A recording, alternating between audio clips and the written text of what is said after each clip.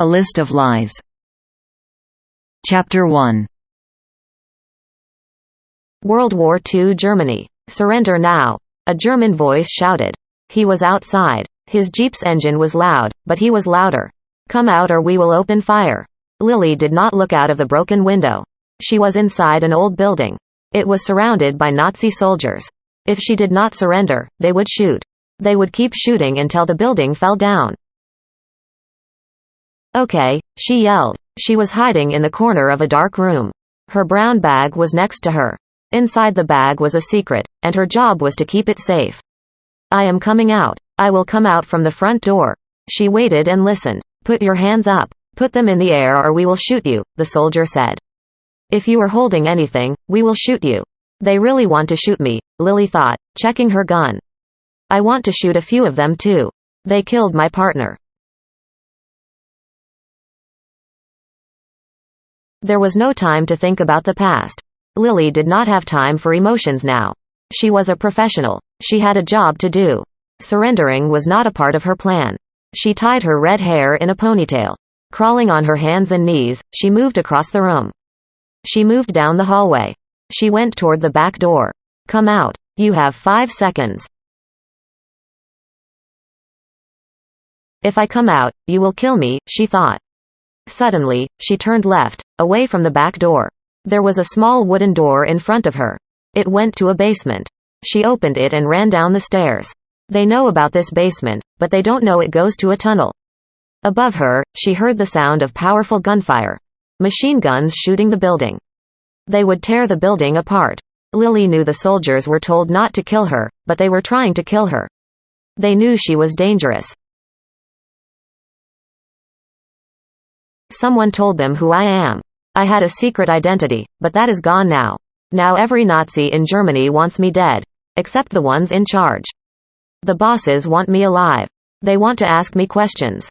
The basement smelled bad. It was not very bright. It only had one old light bulb. In front of her was an old carpet. The carpet hung from the ceiling. Lily pulled it down. Behind the carpet was a large hole. The tunnel.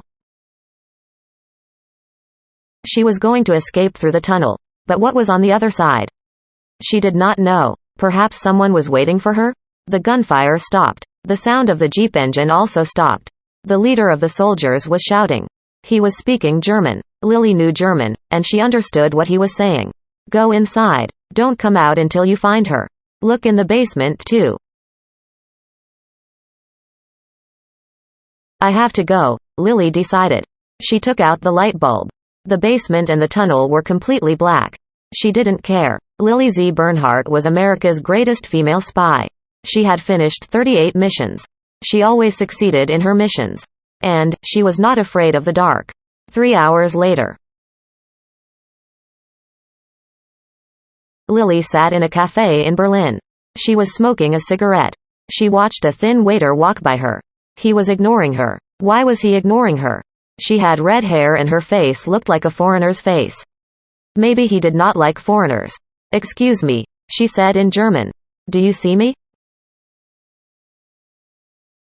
On most days, Lily did not bring attention to herself. She was a professional spy. Lily did not walk around in fancy clothes. She did not drive fast cars. She was very healthy, but she did not look like a model. Sometimes, people asked her name. She never said, Bernhardt. Lily Bernhardt. The government had given her a dozen fake names. There was no reason to use her real name. Normally, she acted shy. But she wanted service. She was thirsty and needed a drink. Excuse me, she repeated. Yes? Can I help you? The waiter asked. There were not many customers. The cafe was not busy. Bring me a coffee and an apple pastry. He turned and went behind the counter. He poured the coffee. He put the pastry on a plate. Then, she watched him walk to the kitchen. Why is he going to the kitchen? Everything I want is there, at the counter. She knew why he had left. He went to use a telephone. He was going to call the soldiers. He was going to say, the lady with red hair is here. Lily stopped her thoughts. I'm being silly, she said to herself. Then, she saw him. He was looking at her from the kitchen window. His nose looks broken, she thought. The thin waiter brought her coffee and a pastry. He put them on the table. She noticed he was sweating. The weather was cold. Why was he sweating? Was he nervous? He wiped the sweat with his shirt sleeve. Anything else? No, she said, drinking her coffee. The coffee was cold. Are you a tourist? Your German is very good, he said. He tried to smile, but his smile did not look real. She shook her head and she looked at his broken nose. I live here. I've lived here many years. He was looking at her bag. Something is not right, she thought. First, he ignored me. Now, he is paying too much attention to me. Please let me know if you need anything else, Miss Bolin. Nellie Bolin. The waiter left. I am getting paranoid, she thought. She lit a cigarette. Smoking was a bad habit, but her job was dangerous. There were many things to worry about. Smoking was bad, but some things were worse, like other spies, and Nazi soldiers, and people who helped the Nazis. Lily was almost done eating her pastry. She heard a familiar sound, the sound of a jeep engine. The soldiers were here. She stood up fast. The waiter was in front of the kitchen door. Lily took her brown bag and her fork. She pushed the table away. She ran toward the waiter. She was holding the fork in front of her. The thin waiter jumped out of her way. Lily ran through the kitchen. She escaped from the back door of the cafe. She ran into the night, but she knew the soldiers would follow her. Chapter 2.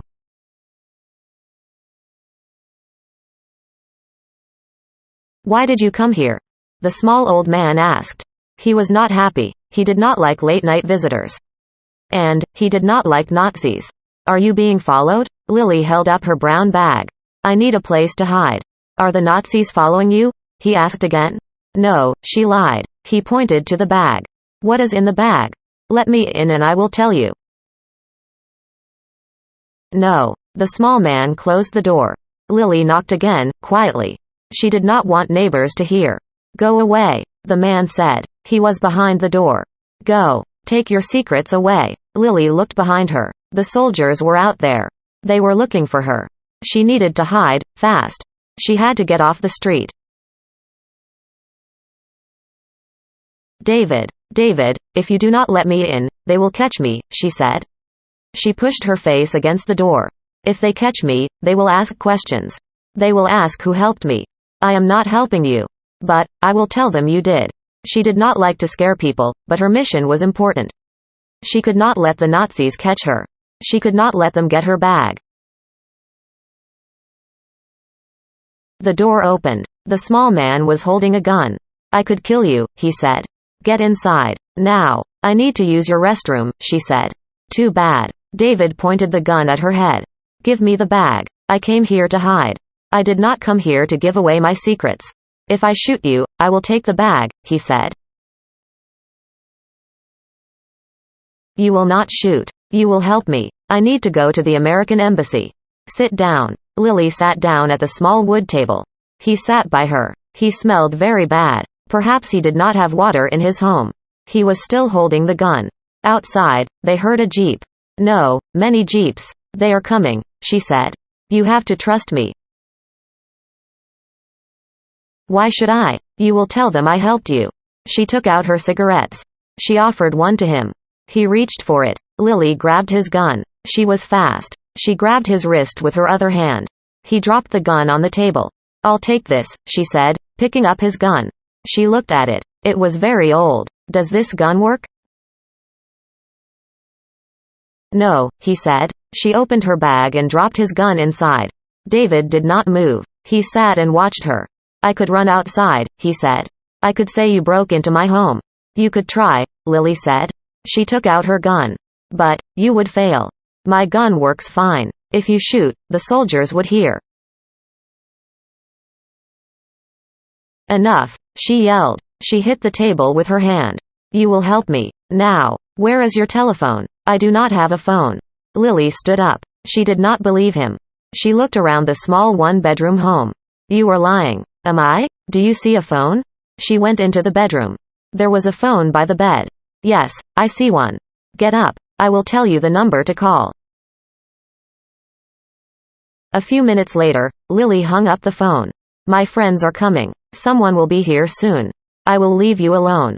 Are you crazy? David asked. His eyes were big. He was scared. Why did you give them my address? The soldiers will see the foreigners coming to my house. You put my life in danger. David, this is a war. We are all in danger. But, I am not a fighter, he said. I am an old man. She brushed her red hair off her face. She was tired. David, do you remember when we met? He nodded. You helped my niece. A soldier was bothering her. I was almost arrested, but I helped her, Lily said.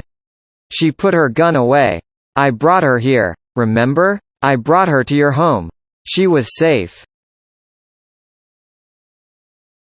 Yes. The police came here too. They followed you to my home. What did they do? She walked to the living room, and David followed her. They asked questions. They asked me about you. What did you say? I said I did not know you. That was the truth, he said. And, what did they say? He paused. There were tears in his eyes. He was very scared and sad. They said you are a spy. They wanted me to call them. If you returned. Lily looked at him closely. He saw she had beautiful green eyes. Will you call them? She asked. She looked sad too. Help an American spy. Or help the Nazis, he said. I don't want to help any of you. Please leave me alone. Lily heard a motorcycle outside. That must be my ride, she thought. Good. I am ready to leave. She opened the door and looked out. The motorcycle driver waved to her.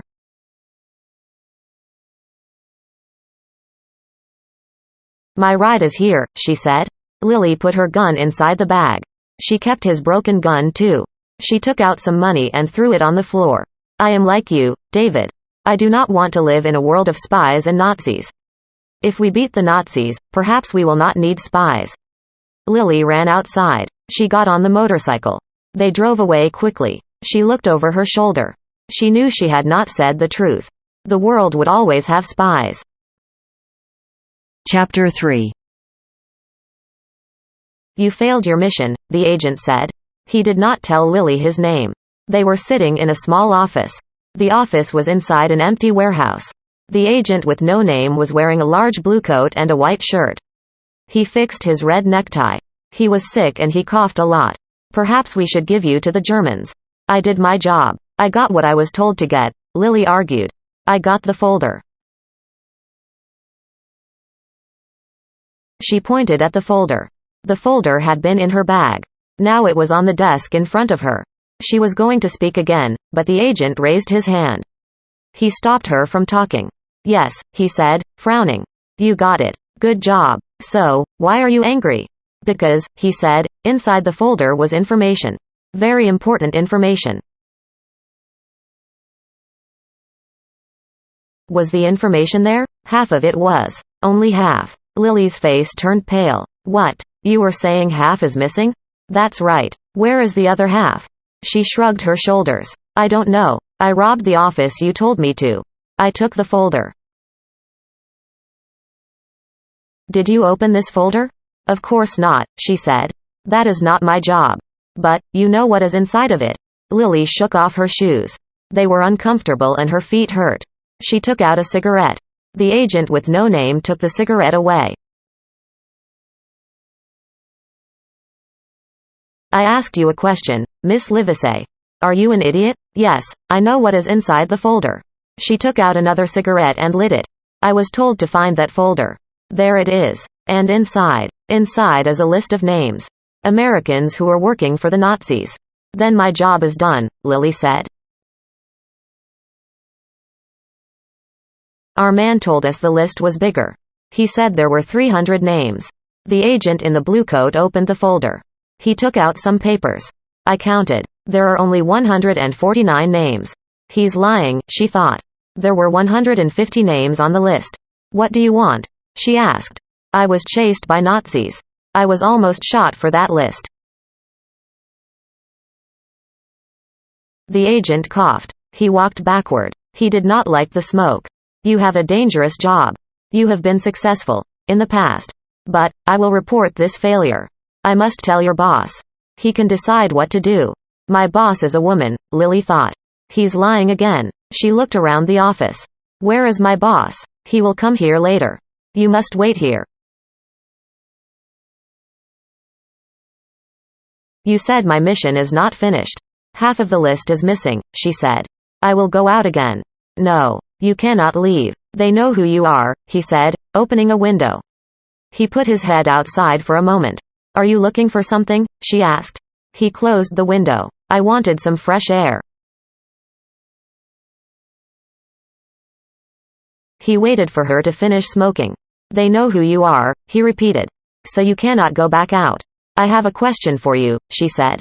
The list of names. Those are American government workers? The agent with no name sneezed. He took out a tissue. He wiped his nose. Yes. Those people are working for the Nazis?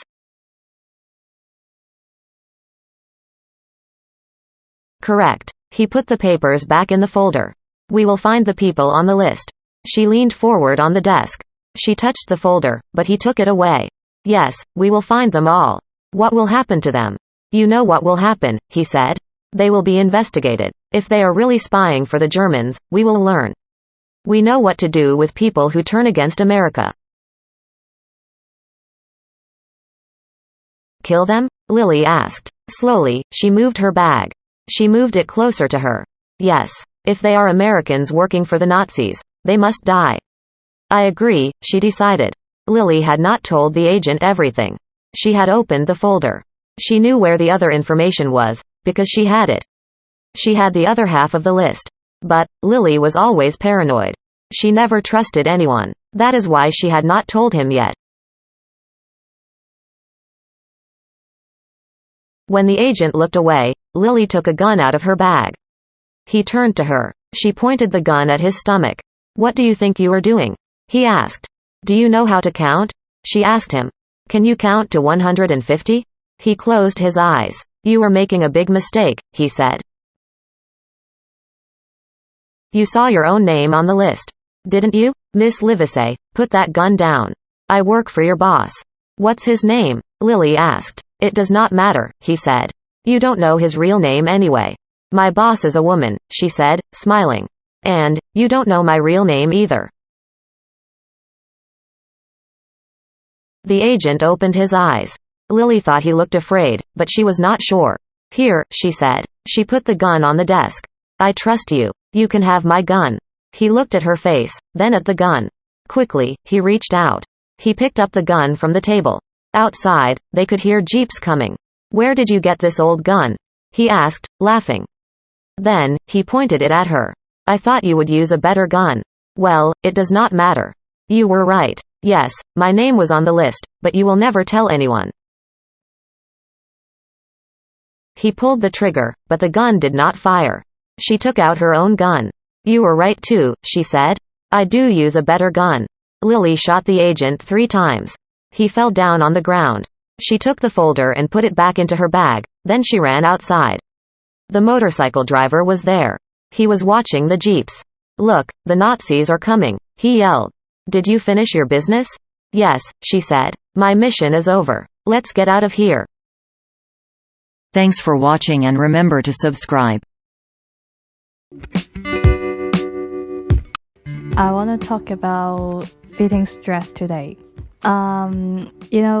Life here in Hong Kong is very stressful, so I think today's topic is very useful for everyone because we can do something about it just to cope with the stress. So maybe you have some change in your life, maybe big change or small change, but instead of being afraid, I think you should have a positive attitude and think of change as a normal part of life. And I think maybe here in Hong Kong, the family are crafted into a very small housing space. So maybe you will sometimes argue with your family. And I think try to resolve the disagreement with people is very important because then you can build strong relationships and keep commitments you have made. For example, sometimes maybe you're feeling alone and you want to make some comfort. And I think you can ask the people you trust for help is very important because If you have a bunch of friends, they can listen to you, then you can release some stress through talking to them. And do you know that actually I find a very funny thing that if you want to reduce some stress, you can reduce it by the word stress. That's stress. How about let's begin with the S? Well, I think S is that you can have the scheduling. For example, you don't have to schedule too many things in your day. And if you feel you're too busy, you can cut out an activity or two. And how about the T word? The T word is treat your body well. Because experts say that exercise can reduce stress. And also, if you eat healthy food, then your brain and your body get the nourishment they need. And the word is R. The next word is R. R is very important. It say relax. You can do an activity you enjoy or that relaxes you. Maybe you can read a good book or learn a new hobby and spend time with your pet, or even you can visiting a spa, and that could make a very good difference. And for me, I like to play piano when I feel stressed, and sometimes I may just watch some movie that make me laugh a lot. And the next word is E. E is about expectations. And I think be realistic about yourself is to true to yourself and others. So you can just do your best and don't try to be perfect, and don't expect others to be too, because that will release and reduce a lot of stress for you and the people around you. And the next word is S. S is stand for sleep. And I really, really love to sleep, to be honest. That's my hobby, I think. Because sleep, if you get a good light sleep, then it will keep your mind and your body in shape. And experts say if you sleep more than 7 hours, you will actually get tired. So don't sleep too much in the day. Just sleep it when you feel enough. And the last word is S again. I always do this action. The S word is smile. If you smile and have confidence, your attitude and your thoughts influence the way you see things. And if you're a negative person, you can actually learn to think in a more positive way, because that makes you feel more comfortable when you are coping with the stress. Finally, I think we should take action and apply these tips to your life so everyone can be stressed.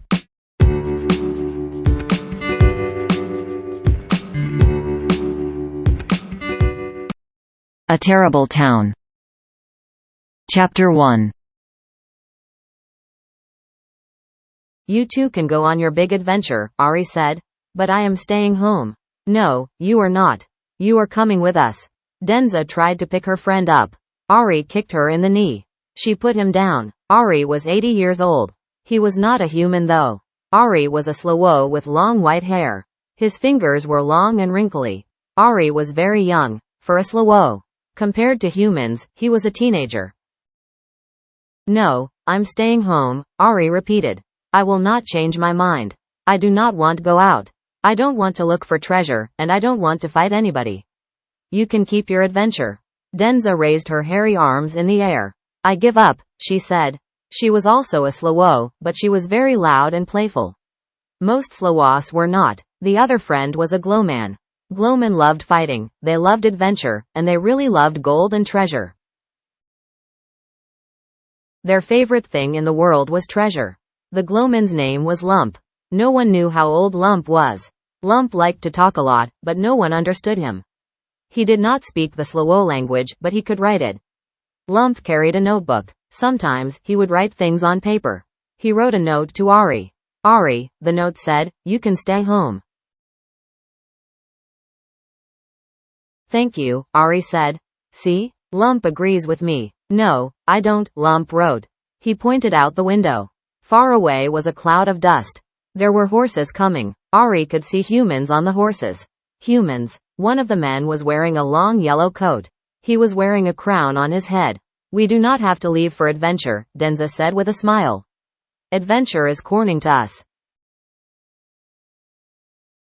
Ari, Denza, and Lurnrnp ran outside. Everyone in town was outside.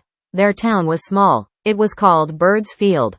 It was very quiet. Most of the people who lived in Bird's Field were Slawas, but there were a few Glurnan and a few other types of persons. All of them were standing in front of their homes. They were looking at the humans on horses. Visitors were rare. They never saw strangers, and these strangers were dressed very odd. The horses slowed down. The first horse was a large black mare. Its rider was the tall man in the yellow coat. There was a crown on his head. He looked like a tired king. He touched his horse's neck and the horse stood still. The rider climbed down. He looked like the leader of the other men. Does anyone here know who I am? He asked in English. The other horse riders stayed on their horses. There were 8 in total, including the leader. Why don't you just tell us? Asked a small Slawo. It was Pador, the baker. Pador, like most Slawas, remembered the Old English language. We don't like mysteries here, human. Denza walked forward. Are you a king from the east? She asked. Why do you think I'm a king? She pointed to his crown. The tall man in yellow took the crown off his head. Perhaps I stole this, he said. He had a long red beard and bright blue eyes. Lump was impressed with the crown. It was made of gold. It must be heavy, and worth a lot of money. If you stole it, said Pador, then go give it back. We don't like thieves here. What do you like? The man asked. Do you like anything? We like to be left alone. Pador crossed his arms. One of the other riders came closer to him. The leader waved his hand. No, the leader said. Give the old Slawo what he wants. Leave him alone. He looked again at Denza. You are almost correct. I was a king. I am not a king anymore. He dropped the crown on the ground. Lump wrote a note. He showed the note to Denza. The note said, ask him if I can have that crown now. Denza shook her head. She ignored Lump. What happened? She asked the former king. And why did you come to Bird's Field? The other riders stopped their horses. They all got down. They stood next to their king. These men, he said, are the last of the humans. There was a great war in the east. Everyone was killed. I am not a king anymore, because there is no one left to rule. Then why have you come here? Pador asked. His wife stood behind him, hiding their daughters. Do not fear for your girls, said the leader, scratching his red beard. My name is Yardam. I am taking these 7 men to the sea town of Springfield, but we are lost. My name is Denza. You need a guide, Denza said, stepping forward. Yes, as a matter of fact, I do, Yardam said. I have no money, but I have this gold crown. I will give it to anyone who helps us. Ari had a question. Why must you go to Springfield? What is there for you? There is a rumor that my friends went there. Perhaps we are not the last humans. I need to find out, so we are on a quest. Lump wrote a note to Denza. He wanted to go because he wanted the crown. Denza nodded. She also wished to go on the journey. We'll help you, she said. Ari looked alarmed. He could not allow Denza to go with these strangers. He whispered to her in Slawish, but she shook her head. I'm going, she told him. Corn with us. Yardern and his men awaited Ari's answer. I just want to stay home, Ari said.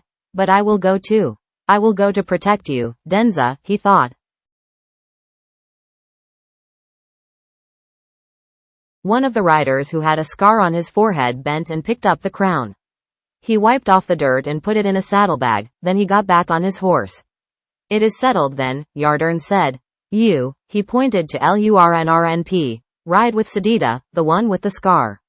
He will keep the crown for now. You, he pointed to Ari, ride with Fat Ekin back there.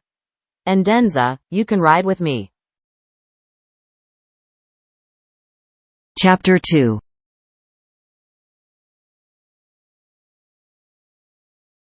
After riding all day, they arrived in the town of Hillside. Hillside was a town of mountains and jewel miners. It was also a very dangerous town, full of criminals.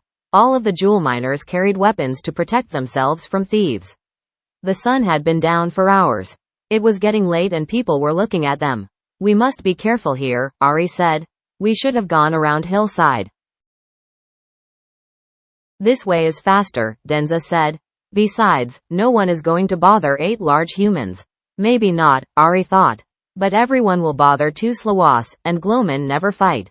Lump is no help. We must stay with the humans at all times. We are tired, Yardam said. The horses need rest. So do I. What, you want to stay here? Ari asked. Let's keep going. We can camp outside of town. We have no camping supplies. Do you want to sleep on the ground with no blanket or tent? No, but then we will rent rooms for the night, Yardam said, riding toward a small group of cabins. Tomorrow morning, we will leave early, so you will not be scared for long, little Slawas. Denza laughed, but Ari was not happy. Yardam and his men tied the horses to wooden posts. Yardam walked to the main cabin. You said you don't have any money, Ari said. The tall, bearded man in yellow turned. What? Back at Bird's Field. You said you have no money. Yardam stared at the little Slawo. That is true. What is your point? How will you pay for the rooms? The humans looked at their leader. Sadida smiled at Lump, who wrote on his notebook. Ekin put his heavy hand on Ari's shoulder. It is a good question, little Slawo, Yardam said. But don't worry, I will sweet-talk them. I'm very persuasive when I need to be. Yardam was indeed very persuasive. He got them 5 large rooms. 1 for himself, 2 rooms for his men, and 1 for Ari, Denza, and Lump to share. Denza took the bed. Ari and Lump put blankets on the floor. At least, the rooms were warm. I don't trust him, Ari said. How did he get rooms with no money? Lump wrote a note. Maybe he threatened the owner of the cabins. Yes, that is what I think, Ari said. He told the cabin owner that his men would hurt them. Keep your voice down, Denza said. You think Yardam is dangerous? Then don't talk so loud or he'll hear you. I'm only saying we do not know him. And now, we are spending the night in Hillside. This was a bad idea. I agree, she said.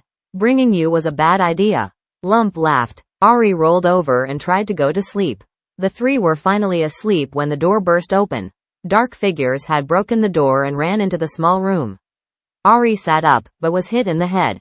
He fell back down, crashing into Lump. They heard Denza scream and saw her being picked up. Someone was kidnapping her. Holding his bruised head, Ari got up again.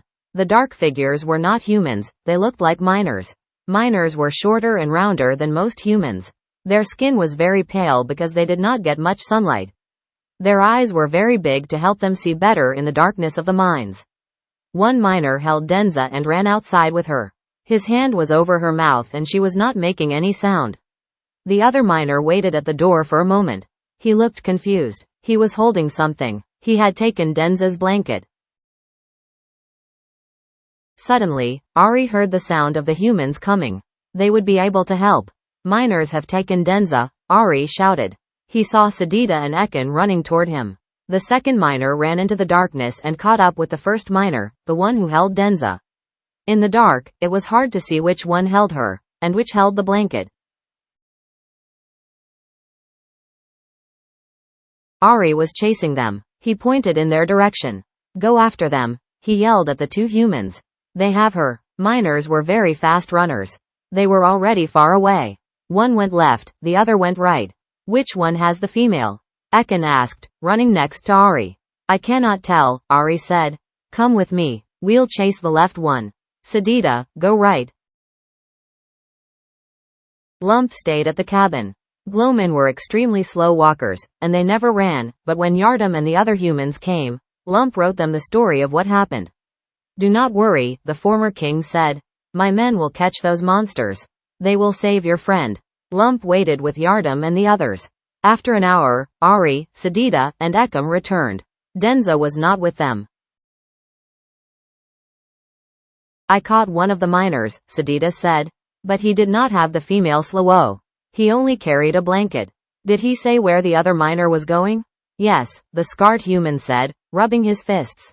I made him talk. The kidnapper is taking Denza west to the sea towns. Why? Yardam asked. Are they going to Springfield like us? Sadida nodded his head. They will try to sell her there. Ari was startled. What do you mean, sell her? She is a person, not a horse. Yardam's blue eyes were very sad. There is much you do not know about the world, he said. You have never left Bird's Field, have you? It isn't safe to leave, Ari said. Why isn't it safe? Because bad things happen in the other towns. The leader looked down at his feet. But you don't know what bad things, do you?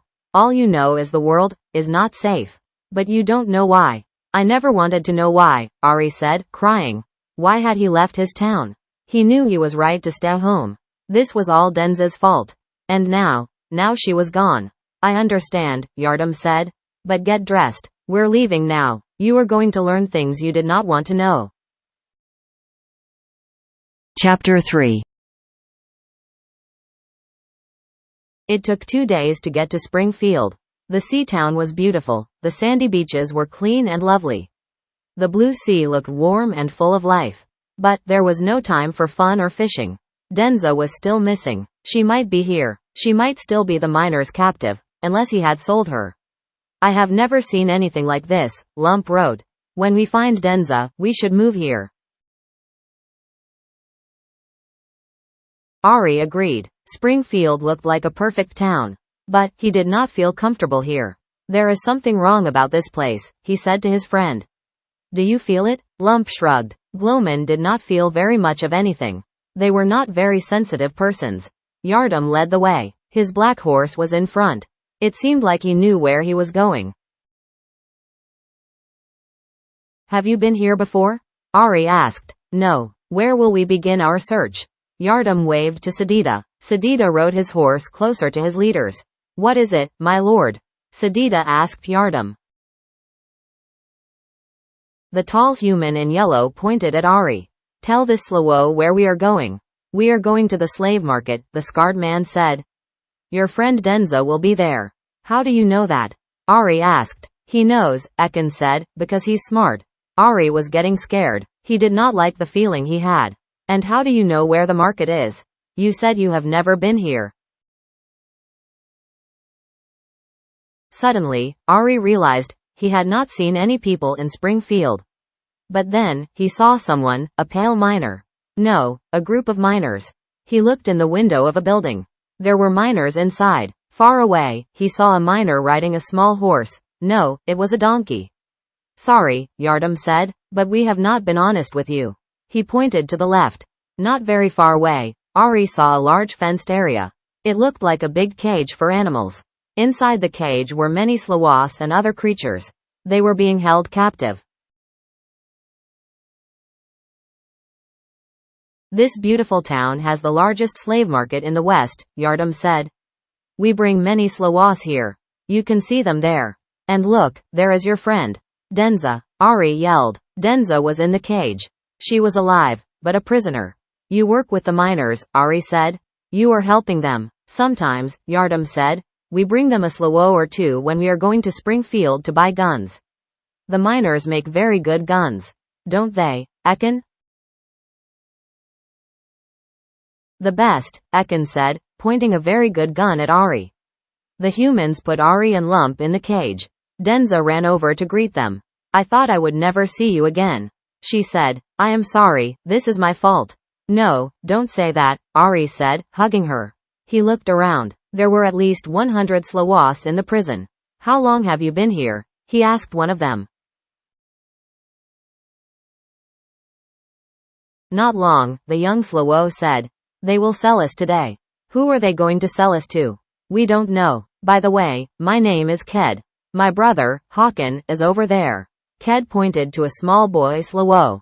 Håkon did not look well. He looked sick. We have to escape, Ari said. He seemed to be one of the oldest Slowas in the cage. Lump, what can we do to get out of here? Lump frowned. He wasn't a fighter. He did not have any ideas. But then, he watched one of the miners walk over to a donkey. The miner did something, but Ari did not see. Lump took out his notebook and wrote a note. "It is getting dark," he wrote. He drew a picture of a donkey and smiled. "We will wait until it is late at night." Ari and Denza read the note. They did not understand. Lump drew a picture of a key. He pointed to his picture of the donkey. Ari looked over at the real donkeys. One of them was wearing a small leather bag. Do the guards keep the keys to the cage in that bag? Ari wondered. Then, they looked at Yardam and his men who were talking to some miners. The humans were laughing. The miners were paying money to Yardam. Then Sadida took out the crown. The miners were impressed by the expensive gold crown. They gave money for it too. He lied about everything, Denza said. He stole that crown like he stole me. Yardam looked in her direction, as if he had heard her. He smiled. Denza spit on the ground. Later that night, the humans were gone. They had taken their money and left. All the Slowas were on the ground sleeping. The miners had gone to their homes, except for a few guards. Most of the guards were drinking and playing a card game. A few of their donkeys were standing around near the cage. The donkeys were not tied down. They were free to walk around. When everything was quiet, Lump tapped Ari on the shoulder. Ari tapped Denza and Ked. None of them were really sleeping. They were pretending. Slowly, all of the Slowas got up. Lump, the glowman, held out the palm of his hand. His hand was glowing with a small red light. He waved his hand at the donkeys and they looked at it. Very carefully, they walked over to see what the light was. Like all glowmen, Lump was very good with animals. They loved him and he loved them. The donkeys were not afraid of Lump. They walked over to stand next to him. He reached out his arm and took the bag off the donkey. The key was inside the bag. He gave it to Ari and Ari quickly unlocked the cage. The guards were taking a nap. Ari and Denza quietly took their weapons and gave them to other Slowas. They gathered all the donkeys and slowly walked away from the cage. They were very quiet as they escaped Springfield. Tomorrow, they would take the long way around Hillside, and then would return to Bird's Field. Ari, Denza, and Lump would tell the others what had happened. Then they would take back the other kidnapped Slowas to their towns too. Soon, all of the Slowo towns would unite. Soon they would join together to create an army. They would fight the miners, and the humans too if they saw any. The innocent Slowas had learned two important lessons. The world is a very scary place, and never trust a human. Thanks for watching and remember to subscribe. Discussions on dating. Chapter 1. I cannot go on a date with you, Dawn said on the phone. She was in Northern California for the summer. College was over until next term. She was enjoying the long summer break, but she missed her friend Dan. He had gone to Nevada to take college courses over the summer. Dawn knew her friend liked her. He had liked her for a long time, but he had never had the courage to ask her out until now, over the phone. Yes, you can go on a date with me, he said. Dawn was twisting her long dark hair around her finger. She was lying on her bed in her bedroom. She was trying to think of an excuse to say. My parents would kill me if I dated you, why Dan asked. He was in Nevada several hours away by car. Dan was outside, sitting in a park. He had met Dawn's parents. He knew they did not like him. He had a lot of tattoos and earrings. His blonde hair was very spiky, and his clothes were a little wild. Dawn's family was conservative. They didn't like wild. So, Dan knew the reason why. He didn't need her to answer his question. Instead, he asked, "Do you have to tell your parents?" Of course I have to tell them. I don't keep secrets. But, you are a grown woman. Look, you're a nice guy, Dawn said, but she didn't get to finish. I am, Dan said, interrupting. You rewrite, I really am a great guy. A terrific guy. Your parents would love me if they knew me better. They would adore me. I'm sure they would like you eventually. Maybe not love or adore, but yes, sure, they would think you are boyfriend material. Or don't say anything to them. I'm sorry, Dawn, but you're being very old-fashioned. What is wrong with that? I can't lie to my mom and dad, Dawn said, sitting up on her bed. I won't. What, lying? Say nothing to them, Dan argued. He watched a woman jog by with her dog. Don't tell them about me. That is not lying. Yes, it is, she said. It is a lie by omission. Oh, you are using the big words. Omission if you don't say anything. If you say nothing about me to them. Then I have omitted the facts, Dawn said in a serious voice. But she was only messing around. She was not really being very serious. Anyways, omission is not a big word. I am failing my English class, Dan admitted. English was his second language. He was still learning. So it is a big word to me. If it is, then we're finished, she said, joking. I cannot date someone with a small vocabulary. Ah, but you would date me otherwise. Dawn laughed. I guess you got me. Yes, I mean, I like you. There, I said it. Okay. You said you like me, Dan replied. He had been sitting on a park bench. Now he stood up. Great, but that does nothing for me. What do you mean she had not expected him to say that? Think about it, he said. Saying you like me makes it worse. Now I know you like me, so why can't we date? This is frustrating. Let me finish, Dawn said. She got up from her bed. She was walking around the room. I'm joking with you, Dan.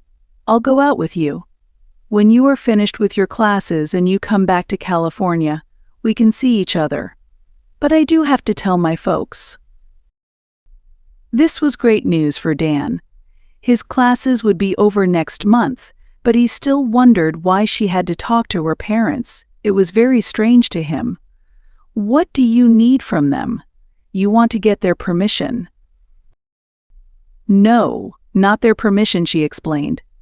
But it is our culture. You know, my family is not from America. We have different traditions where I am from. I know that. My family is the same.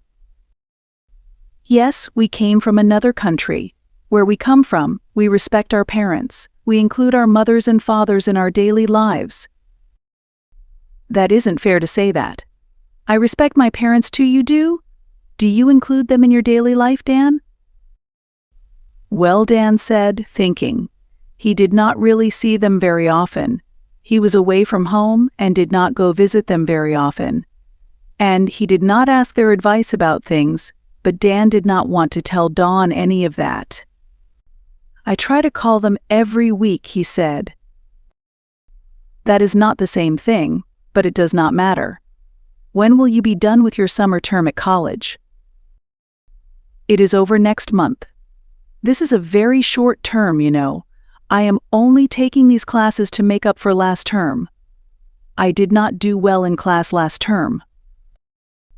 Yes, I heard about that. You failed 2 classes, Dawn said. But I know you are very smart. You can do it. Thanks, he said. I do study a lot. In fact, my teachers know that I am a good student, but the classes are all in English. That is why I have trouble sometimes. Dawn nodded. She understood completely. She had also had trouble last year in college. Then she hired a professional tutor. The tutor helped her a lot. When you come back, I'm going to help you study English, she said. I will show you everything my tutor taught me. Really? That will help me a lot, Dan said. But I need to do something first. What is that? Before you can be my tutor, he said, smiling, I will need to ask my parents. Very funny, Dawn said. Just for that, I am going to be a very tough tutor. Chapter 2. Caprice loved talking on the telephone. She enjoyed chatting with her friends, especially about their boyfriends. It was a rainy day outside, and she was bored. She decided to call her old friend Dawn. She had heard a rumor and wanted to learn the truth. "So Dawn," she said, "did you know Jack is in Nevada now?" "Really?" Dawn said. "I remember your boyfriend Jack. He's cute, very handsome. What's he doing out there in Nevada?" "He's talking summer classes. In fact, you'll never guess where." "You're right," Dawn said. She hated guessing games. Besides, she was in a hurry. It was almost time to start work. She was putting her clothes out on the bed. She was not really paying attention. Nevada is a big state. I do not know where Jack could be. Jack is at the same college as Dan. "Oh, that's interesting," Dawn said. She was not sure why Caprice was telling her this. "I'm sure Jack and Dan will be glad to hang out together. Do they know each other very well?" Caprice smiled. "They know each other a little. They are becoming friends. In fact, they have been talking a lot lately." "So Dan told Jack that you two are dating." "Oh, so that's what this call is about," Dawn thought. "Well, I would not say we are dating. But I told him we could date. When he returns to California." "Come on, don't be shy. I'm your friend. Tell me everything. You know, I used to date Dan. We dated 2 years ago when we were freshmen in college." "I remember that," Dawn said. She remembered, but not very well. Caprice dated a lot. "So, did you think you could keep this a secret from me?" Dawn was getting ready for work. She looked at her clock. There were only 20 minutes to get dressed and get to her job. She did not have a lot of time to talk. "There isn't much to tell, Caprice. And I'm in a little bit of a hurry. Just give me the main details then." "Okay, fine. You are very persistent. Dan asked me to date him, but he didn't ask when he was here. He waited until he had gone to Nevada." Men. They have very bad timing, don't they? I remember Dan was always late for things. Dawn wanted to switch the subject. She did not want to think about Dan and Caprice as a couple. "What about you and Jack? Jack is so nice. You guys were seeing each other a long time. Are you two still a couple?" "Not really," Caprice said. She had not told anyone this before. "Actually, we broke up before he left for Nevada." "Oh, I didn't know that. You never told me. I'm sorry.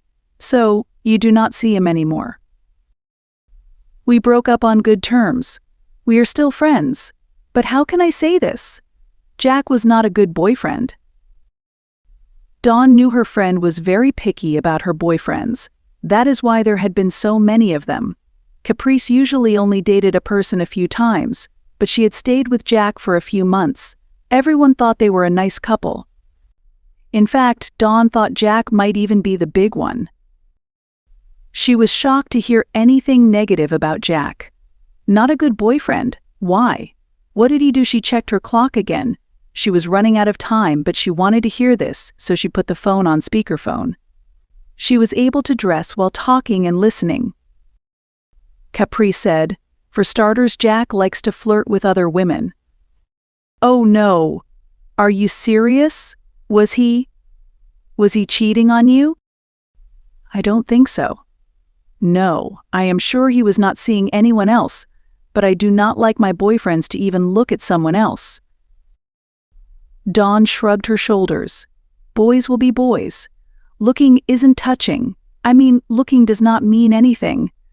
You never looked at somebody else. Maybe I did, but Jack was not just looking, he was talking to them too. He was flirting with them. Where? What? Where was he talking to other women? Dawn asked. At the nightclub. Where he works. Yes, he still works at Zara's, my mom's nightclub. He is a bartender. He serves drinks to pretty girls all night long.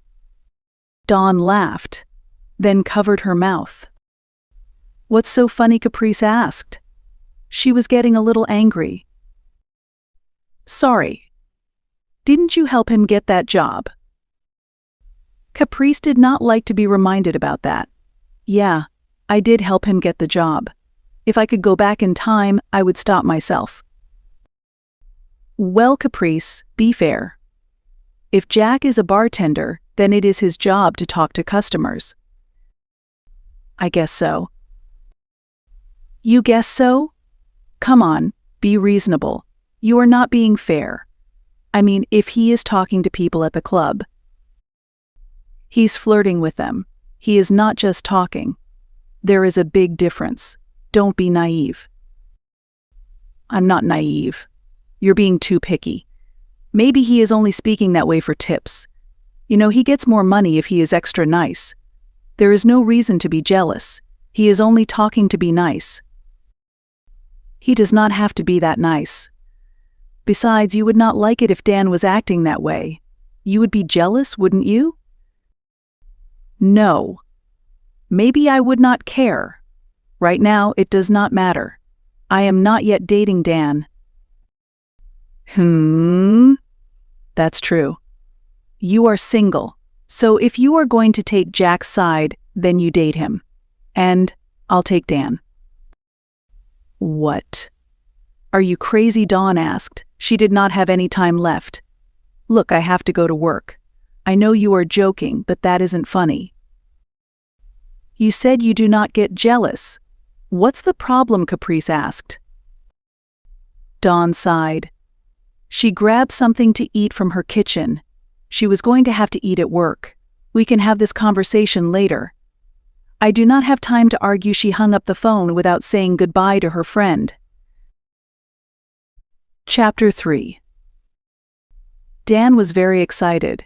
His summer college courses were almost over. He was doing well in the courses. He would get good grades. Good grades will help my grade point average, he thought.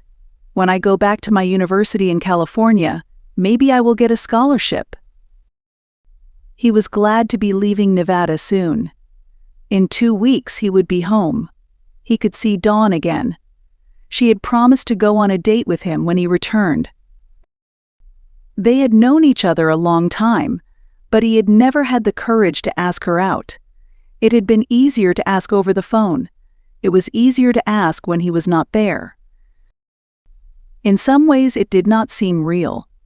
Dating Dawn had been his dream. Soon, that dream is going to come true. His phone rang. It was his friend Jack.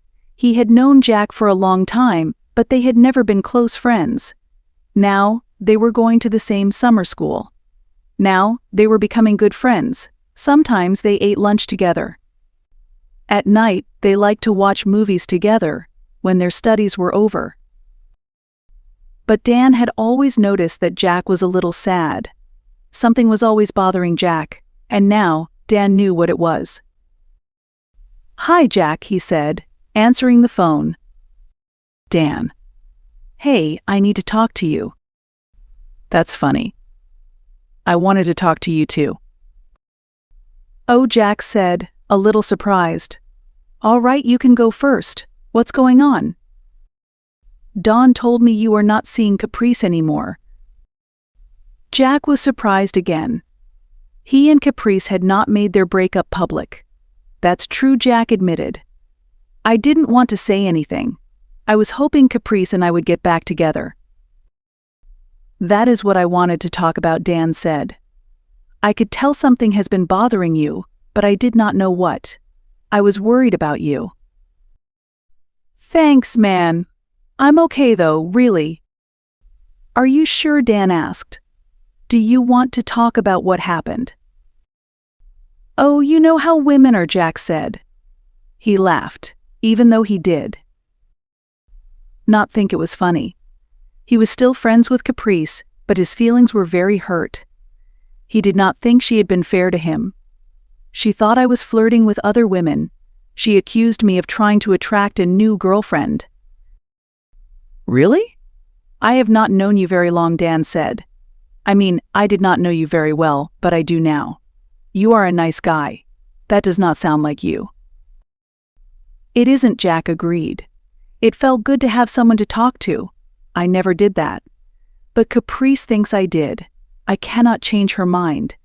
She thinks I flirted with my customers. But you didn't. I did a little, but it was not really flirting, just being extra nice. You know what I mean? It was totally innocent. Dan asked, "What do you mean?" "I only did it to get bigger tips," Jack said. "That is how those types of jobs work. You don't get paid very much, so you have to work for tips." Dan nodded. "I understand. I worked as a waiter in a restaurant. My salary was very low, but I was friendly. The customers loved me, so I made better tips than the others." "Yes, that is exactly right," Jack said. "It is simple. Why can't Caprice understand that? Hey, maybe you could talk to her." Dan thought about that. "I don't think that is a good idea, Jack." "Why not?" "I have to tell you something. It is not a big deal, but you should know. I dated Caprice for a little while, not very long, and it was a long time ago." "Yes, I know," Jack said. "So what?" "Well, Caprice is awesome," Dan said. "She is great. I will be honest, I liked her a lot back then, but actually she was jealous of me too."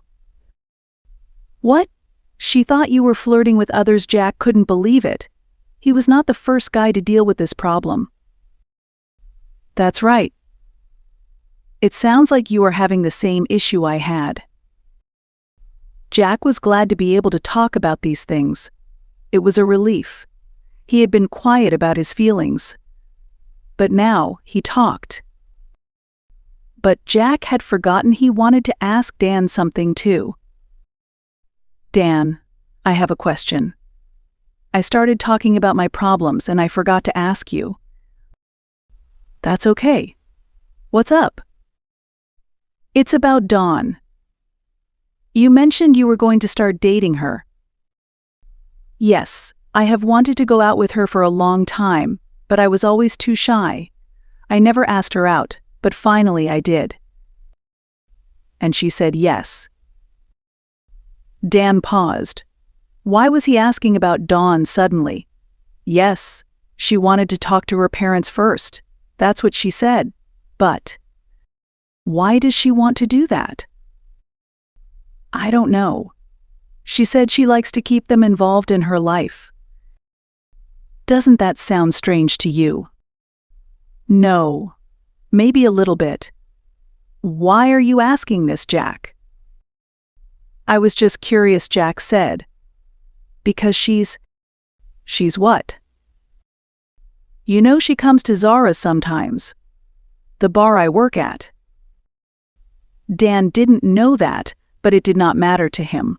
Lots of people go to the nightclub. Why do I need to know about that? Because she is one of my customers. I need to tell you something, Dan. I think Dawn is very cute. Sometimes I talk to her when she comes to the club. I was thinking about asking her on a date. Thanks for watching Chapter 1. The Girl on the Beach. Good morning. You're listening to Round Bay Radio, your favorite local radio station. It's Saturday morning and this is Tara Mason. The time is 9 o'clock. Hi, everyone. Steve opens his eyes. Hi, Tara, he says to the radio. Then he sits up in bed. He always listens to Tara Mason on Saturday mornings. She is his favorite person on Round Bay Radio. Well, let's have some music. Good idea, Steve says. His mother calls from the kitchen. Steve, are you getting up? She says.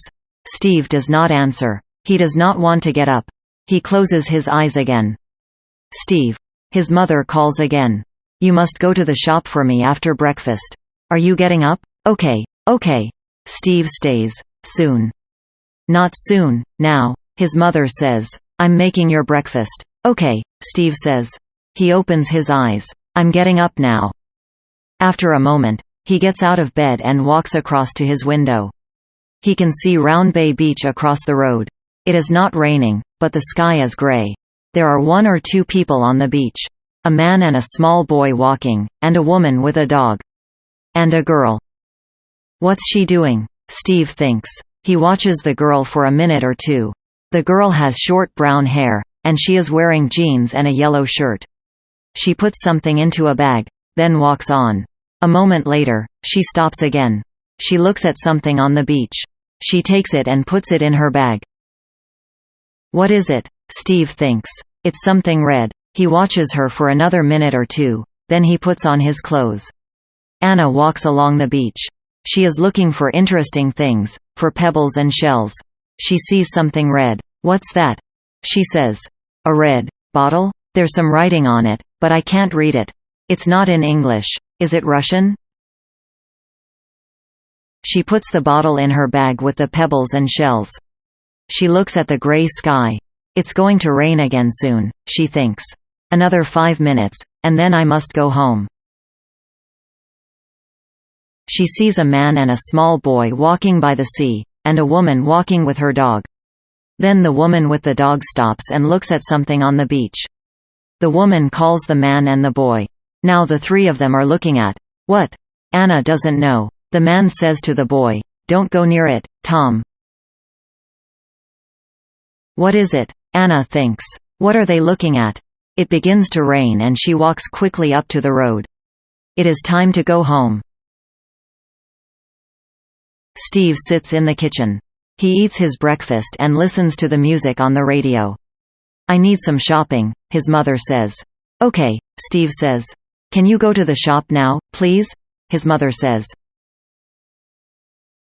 Okay, Steve says again. Here are the things we need. She gives him a list.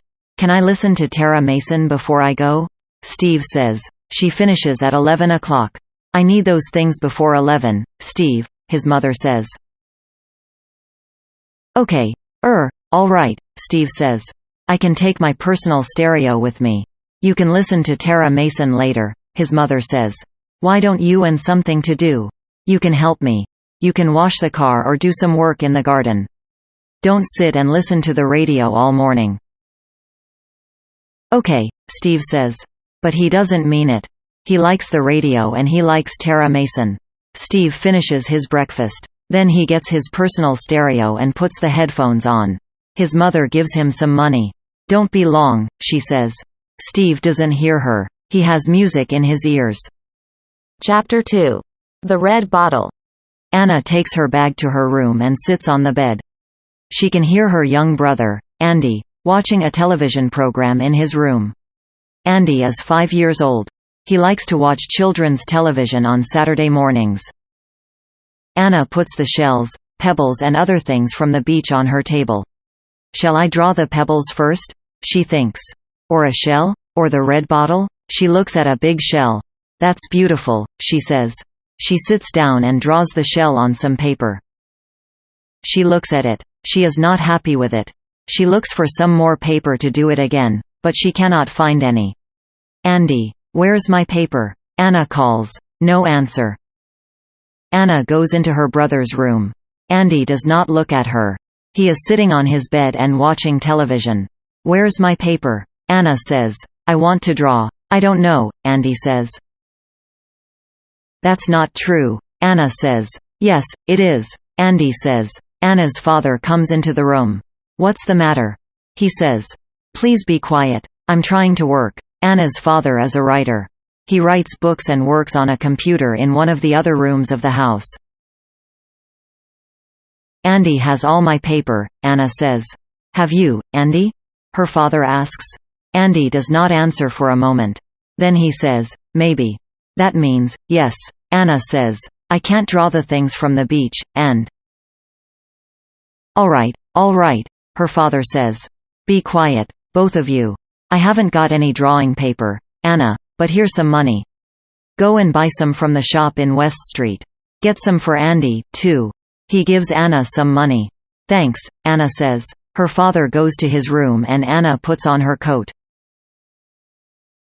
Steve walks along the street. The shopping is in a bag in his hand. It is not raining now and there is some blue in the sky. Maybe the sun is going to come out, Steve thinks. I can wash the car. then go for a walk on the beach later. He is in South Street. He doesn't need to walk home along this street. But the Round Bay Radio Building is in South Street and Steve likes to walk past it. He wears his headphones and he listens to the music. He looks at the windows of Round Bay Radio Station. Tara's in there, he thinks. Maybe only 20 or 30 meters away from me. Hi, Tara. At that moment, the music stops and Tara Mason begins to say something in his ear. That's Cloud 9. And now, oh, wait a minute. Some news is coming in. And we must go over to Mike Quinn in the newsroom. What's the news, Mike? Some important information from the police, Tara.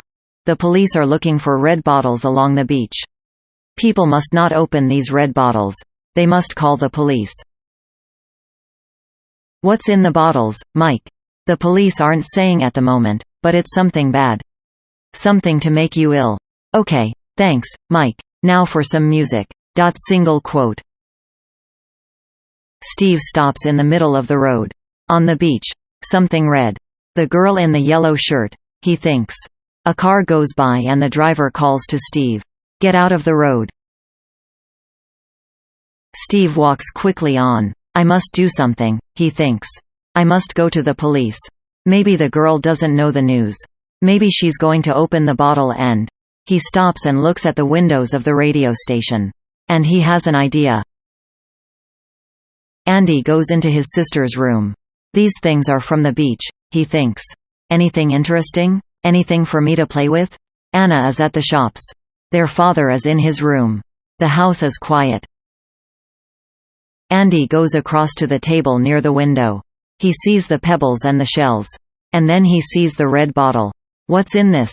He thinks. He looks at it. Can I open it? Chapter 3. Stop. Don't break it. Anna gives some money to the woman in the shop. The woman puts the paper into a bag. There you are, Anna, the woman says. Thank you, Mrs. Clark, Anna says. You're always buying paper, Mrs. Clark says. I'm always drawing, Anna says. What are you going to draw today? Mrs. Clark asks. Some shells and pebbles, and a bottle from the beach, Anna says. I got them this morning. Now I must go. Dad is working and Andy is watching television. It's a good time to do some drawing. Bye, Mrs. Clark. Bye, Anna, Mrs. Clark says. Mrs. Clark goes into the room behind her shop. There is a radio on the table near the window. Then she hears the words, red bottle, and she sits down to listen. Single quote. A girl with a red bottle on the beach, Steve? Is that right? Something red, Tara. Maybe a bottle. What is she wearing? Jeans and a yellow shirt. And she has short brown hair. Thanks, Steve. Well, the police know about this now and they are looking for this girl. But do you know her, listeners? Then call her quickly. And now for some music. Mrs. Clark does not wait to hear the music. She runs out of the shop into the street. Anna, she calls. Anna, wait. Anna is 30 meters along the road, but she stops. What's the matter, Mrs. Clark? She says. Andy is angry. He wants to open the red bottle, but it is very difficult. His little hands are not very strong. He likes red. It is his favorite color. Maybe it's a nice drink, he thinks. I'm going to take the bottle out into the garden and break it. He goes out into the garden with the bottle and begins to hit it with one of Anna's big pebbles. 1, 2, 3, he says. It is a very strong bottle and Andy is angry. He stops. Someone is calling him. Andy, Andy, where are you? It is Anna. She runs down the garden. Andy has the big pebble in one hand and the bottle in the other. Stop, Anna calls. Don't break it. She runs and takes the bottle out of his hands. Okay, he says. What's the matter? It's only an old bottle. Oh no, it isn't, Anna says. And she goes into the house and calls the police. It is 11 o'clock at Round Bay Radio Station. Tara Mason puts down the phone and looks at Steve. That's good news, she says. The police are talking to the girl now. And the bottle? Steve says. Have they got it? Yes, they've got that, too, Tara says. Thanks to you. Steve feels happy. Me, on the radio, he says. Now I'm famous. Yes. Do you like it? She asks. It's great, Steve says. I want to work on radio one day. It's not always this exciting, Tara says. The Magical Garden Adventure. Once upon a time, in a cozy little village nestled between rolling hills and lush forests, there lived a curious little girl named Lily. Lily had eyes as bright as the morning sun and a heart filled with wonder. She loved nothing more than exploring the world around her. One sunny morning, as Lily was playing in her backyard, she noticed something peculiar at the edge of the garden. It was a tiny door, hidden behind a tangle of vines and flowers. Lily's eyes sparkled with excitement. She had never seen this door before. With a sense of adventure bubbling inside her, Lily approached the door. It was made of polished wood with intricate carvings of flowers and butterflies.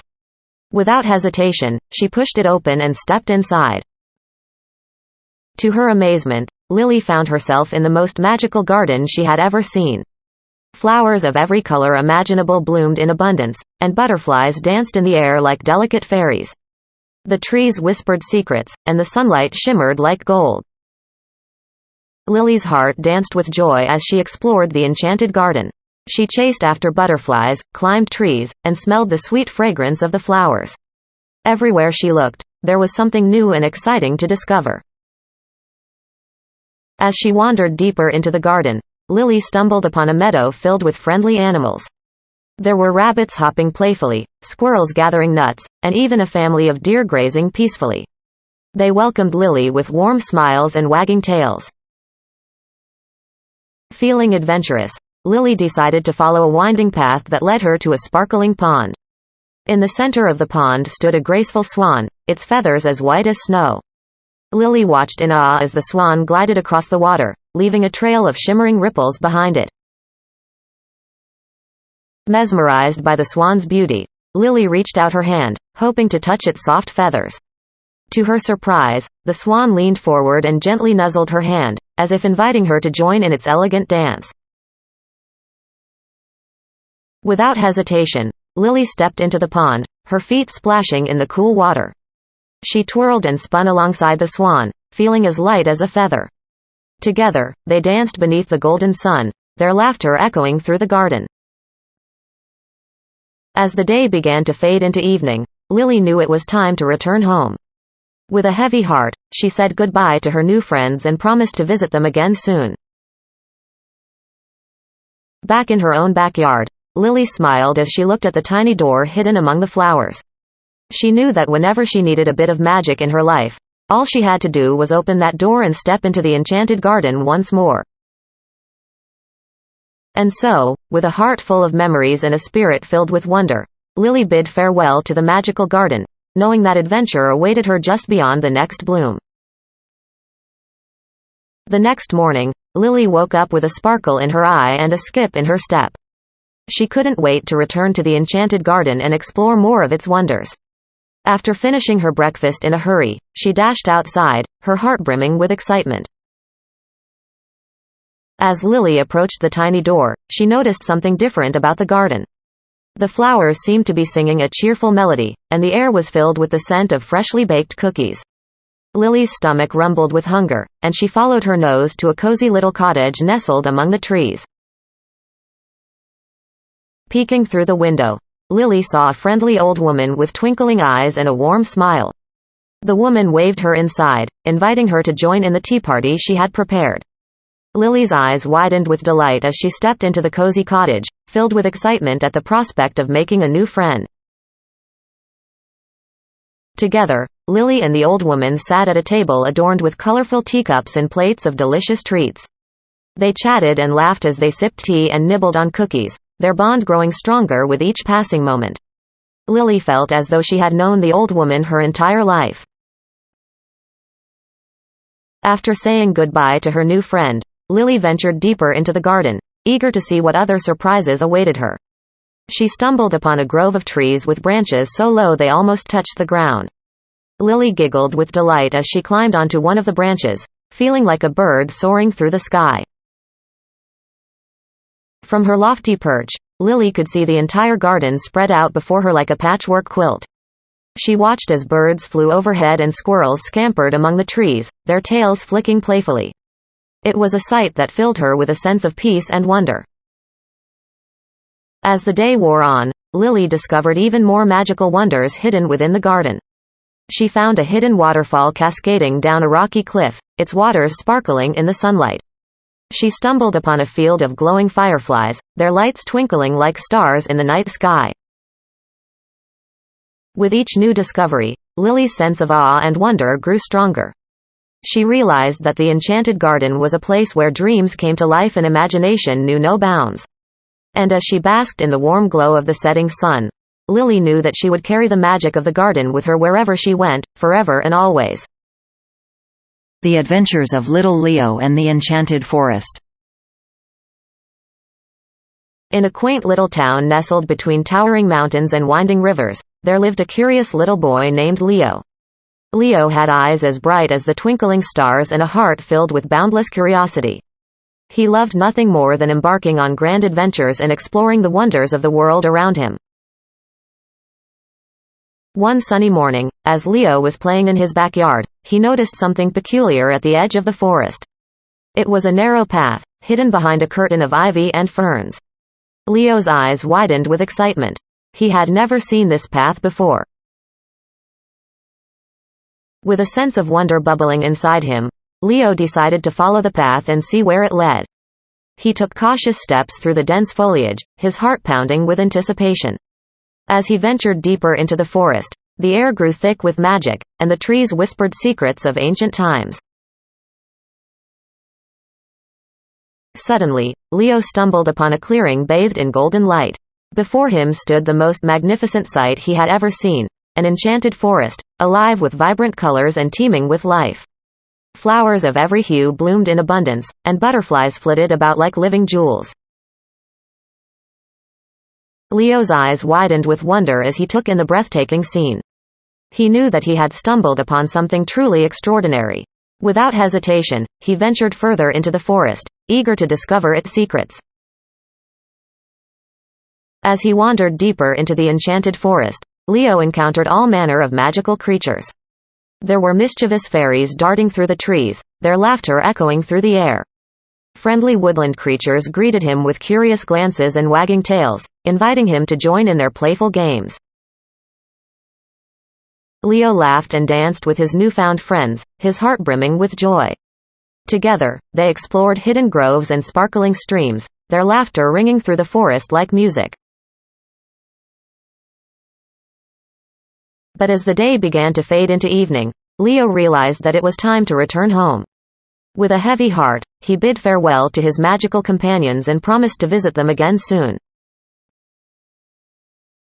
Back in his cozy little cottage, Leo couldn't stop thinking about the wonders he had encountered in the enchanted forest.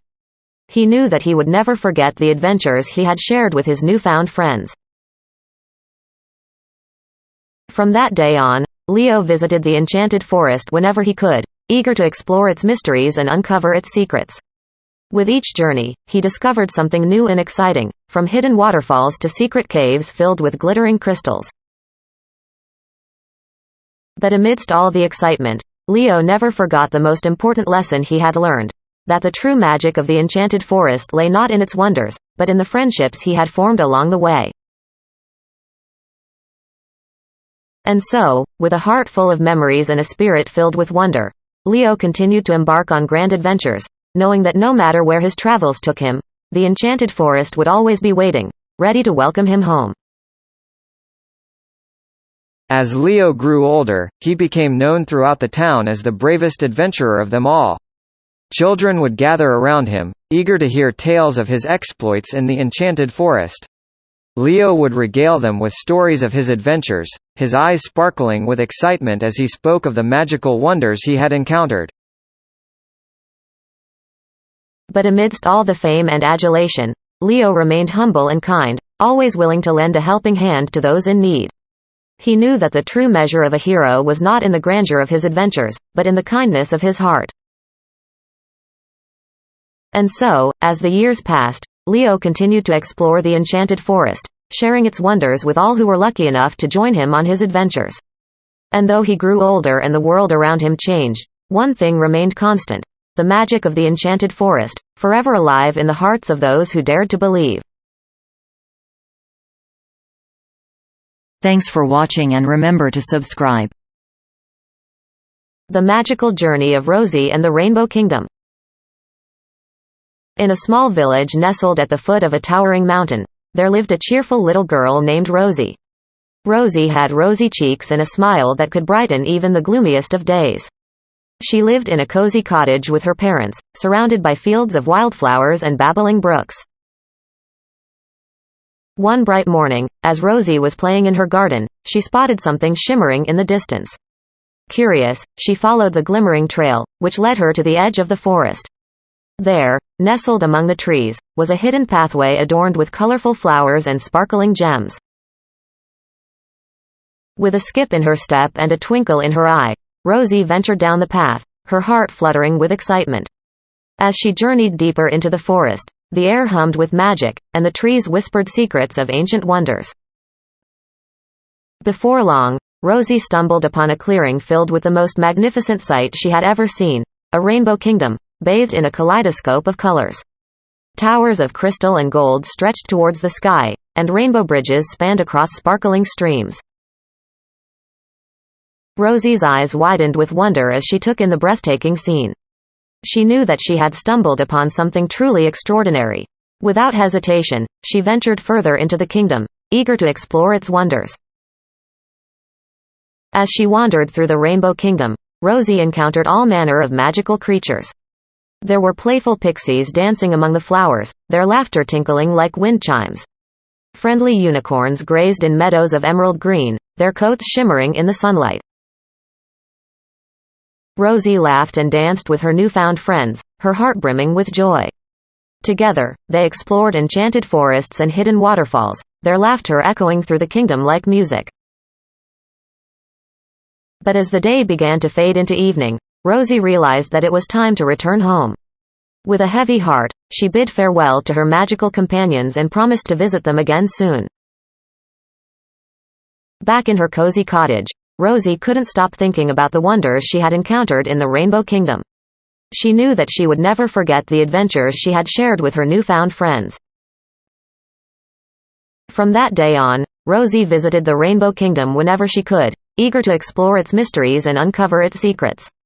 With each journey, she discovered something new and exciting, from hidden treasure troves to secret passages hidden beneath the rainbow bridges. But amidst all the excitement, Rosie never forgot the most important lesson she had learned: that the true magic of the Rainbow Kingdom lay not in its wonders, but in the friendships she had formed along the way. And so, with a heart full of memories and a spirit filled with wonder, Rosie continued to embark on grand adventures, knowing that no matter where her travels took her, the Rainbow Kingdom would always be waiting, ready to welcome her home. As Rosie grew older, she became known throughout the village as the bravest adventurer of them all. Children would gather around her, eager to hear tales of her exploits in the Rainbow Kingdom. Rosie would regale them with stories of her adventures, her eyes sparkling with excitement as she spoke of the magical wonders she had encountered. But amidst all the fame and adulation, Rosie remained humble and kind, always willing to lend a helping hand to those in need. She knew that the true measure of a hero was not in the grandeur of her adventures, but in the kindness of her heart. And so, as the years passed, Rosie continued to explore the Rainbow Kingdom, sharing its wonders with all who were lucky enough to join her on her adventures. And though she grew older and the world around her changed, one thing remained constant: the magic of the Rainbow Kingdom, forever alive in the hearts of those who dared to believe. The Secret of Starlight Valley.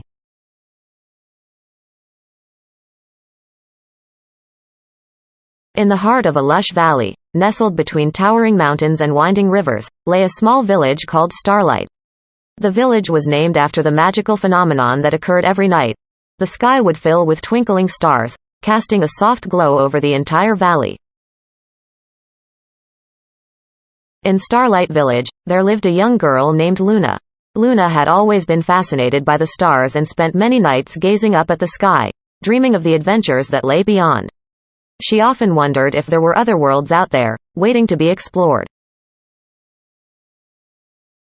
One evening, as Luna was stargazing in her backyard, she noticed something peculiar, a shooting star streaking across the sky. But this was no ordinary shooting star, it seemed to be heading straight for Starlight Valley. With a sense of excitement bubbling inside her, Luna decided to follow the shooting star and see where it led. She set off into the forest, her heart pounding with anticipation. As she ventured deeper into the woods, the air grew thick with magic, and the trees whispered secrets of ancient times. After a long journey, Luna emerged into a clearing bathed in soft moonlight. Before her stood a magnificent sight, a hidden valley filled with shimmering starlight. The ground sparkled with 1,000 colors, and the air was filled with the gentle hum of magic. Luna's eyes widened with wonder as she took in the breathtaking scene. She knew that she had stumbled upon something truly extraordinary. Without hesitation, she ventured further into the valley, eager to discover its secrets. As Luna explored the valley, she encountered all manner of magical creatures, from playful sprites to wise old wizards. They welcomed her with open arms and shared tales of ancient legends and forgotten mysteries. But amidst all the wonders of Starlight Valley, Luna sensed that something was amiss. The stars seemed to be fading, their light growing dimmer with each passing night. The creatures of the valley grew anxious, fearing that their home would soon be plunged into darkness. Determined to uncover the truth, Luna set out on a quest to find the source of the fading stars. With the help of her newfound friends, she journeyed to the highest peak of the tallest mountain, where a wise old sage resided. The sage revealed to Luna the secret of Starlight Valley. Long ago, an evil sorcerer had cast a spell to steal the stars and harness their power for himself. But the spell had gone awry, trapping the stars within the valley and causing them to fade over time. With the sage's guidance, Luna embarked on a perilous journey to break the sorcerer's curse and restore the stars to their rightful place in the sky. Along the way, she encountered many challenges and faced countless dangers, but she never wavered in her determination to save her home. Finally, after much hardship and bravery, Luna reached the heart of the valley, where the sorcerer's lair lay hidden. With courage in her heart, she confronted the sorcerer and challenged him to undo the spell. At first, the sorcerer resisted, but Luna's unwavering resolve and pure heart proved stronger than any magic. With a wave of her hand and a whispered incantation, she broke the spell and released the stars from their captivity. As the stars returned to the sky, the valley erupted into a dazzling display of light and color. The creatures cheered and danced, their hearts filled with joy and gratitude.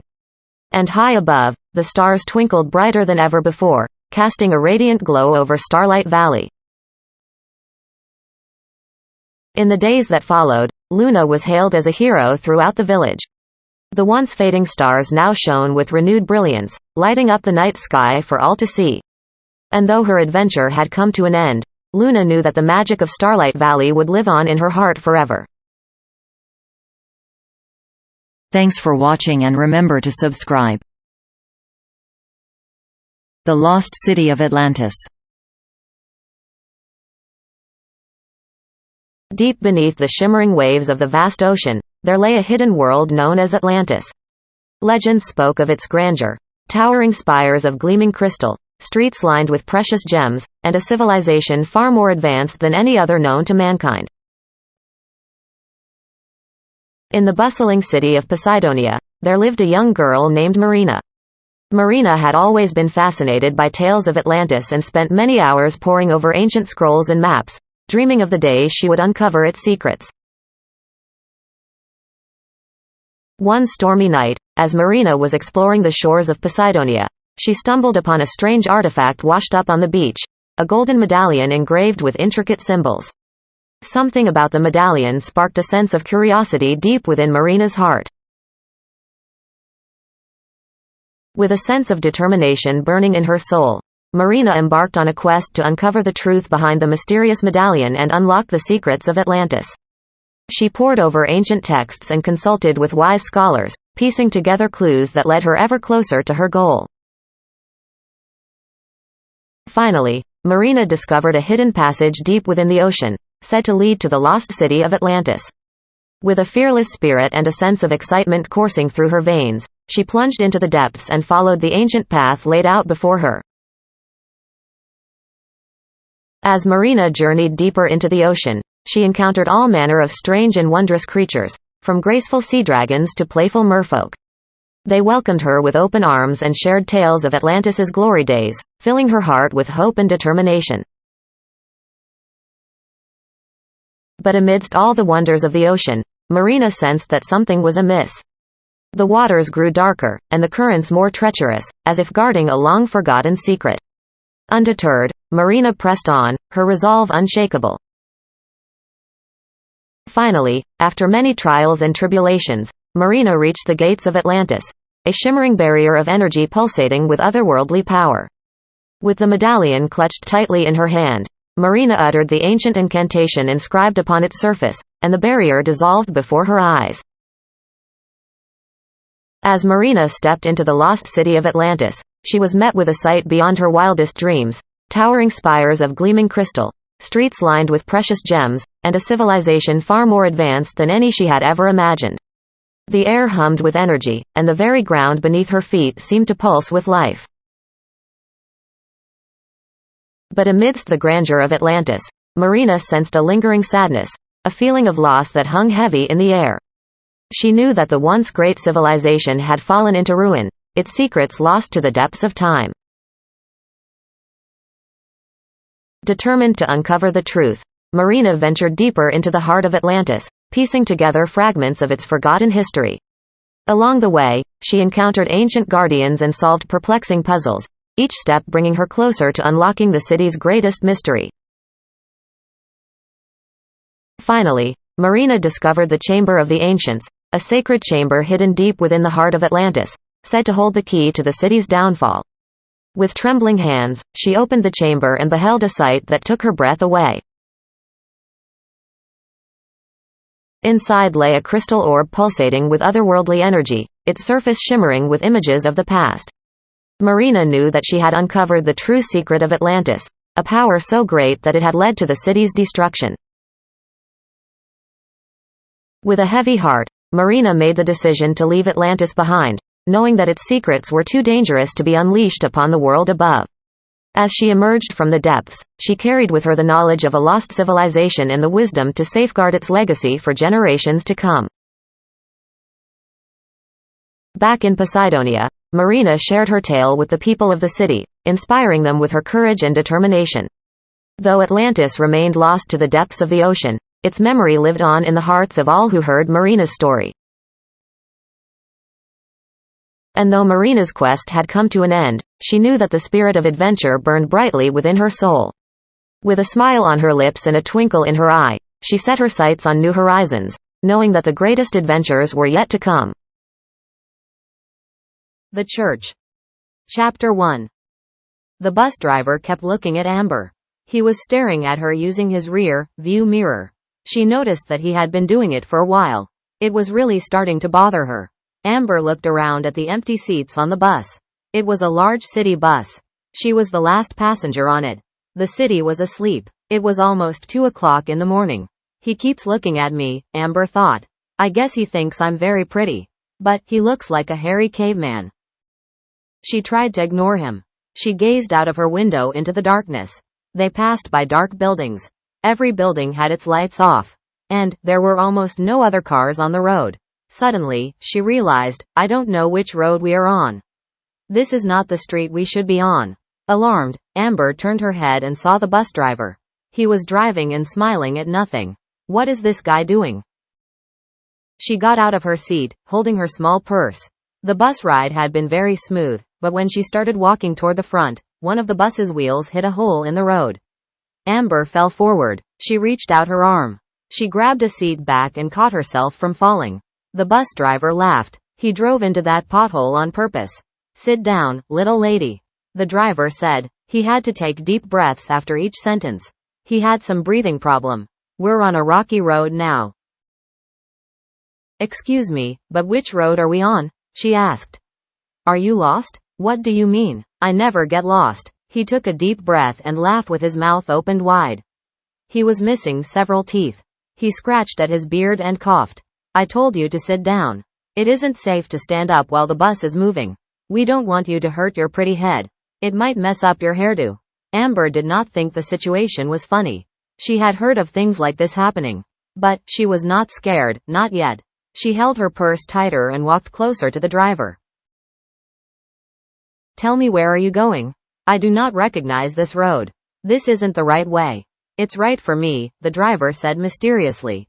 Instead of looking at her in the mirror, he turned his head to stare at her. There were cookie crumbs in his beard. His eyes were red and bloodshot. Even from her distance away from him, Amber could smell him. Did this guy take a shower this year? He really stinks. Without warning, the bus driver reached out at her. Amber stepped backward, and he laughed again. I'm just messing with you, he said, breathing heavily. Stop worrying, I am a professional. I know what I am doing. Amber did not like this. She sat down and waited, wondering if she should make a phone call. He is acting weird, she thought, but maybe he really is lost. Sometimes, new drivers forget the roads. Maybe, he does not want to admit he is lost. He does not know where we are, but he feels embarrassed. The driver began to slow down. Amber peeked out of the window. She did not see any streetlights or stop signs. Why is he slowing down? Will he turn the bus around? Almost there, he said. He took a drink from a plastic bottle. Amber did not think it was water inside the bottle. The bus pulled into a large, unused parking lot. The lot was empty. There were no other cars in it. There was grass growing from cracks in the lot. There were broken glass bottles and pieces of litter everywhere. A stray dog was walking around. The parking lot was dark. There were no streetlights. The driver stopped and removed his seatbelt. Last stop, he said. He took another drink and wiped his lips on his shirt sleeve. Time for all pretty girls to get off my bus. Amber stood up. He opened the bus door and pointed to it. She shook her head. This isn't my stop. What do you think you are doing? You will find out soon, he said. Get off the bus.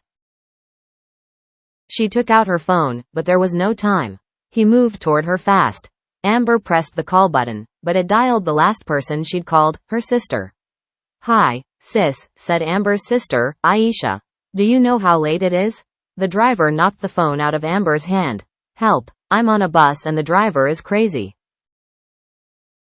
The bus driver stomped on the phone with his boot. Amber could not get past him. He was holding up both arms. She could not exit the bus now. I should have got out when I had the chance, she decided. But, every bus has an emergency exit. She turned and ran to the back of the bus.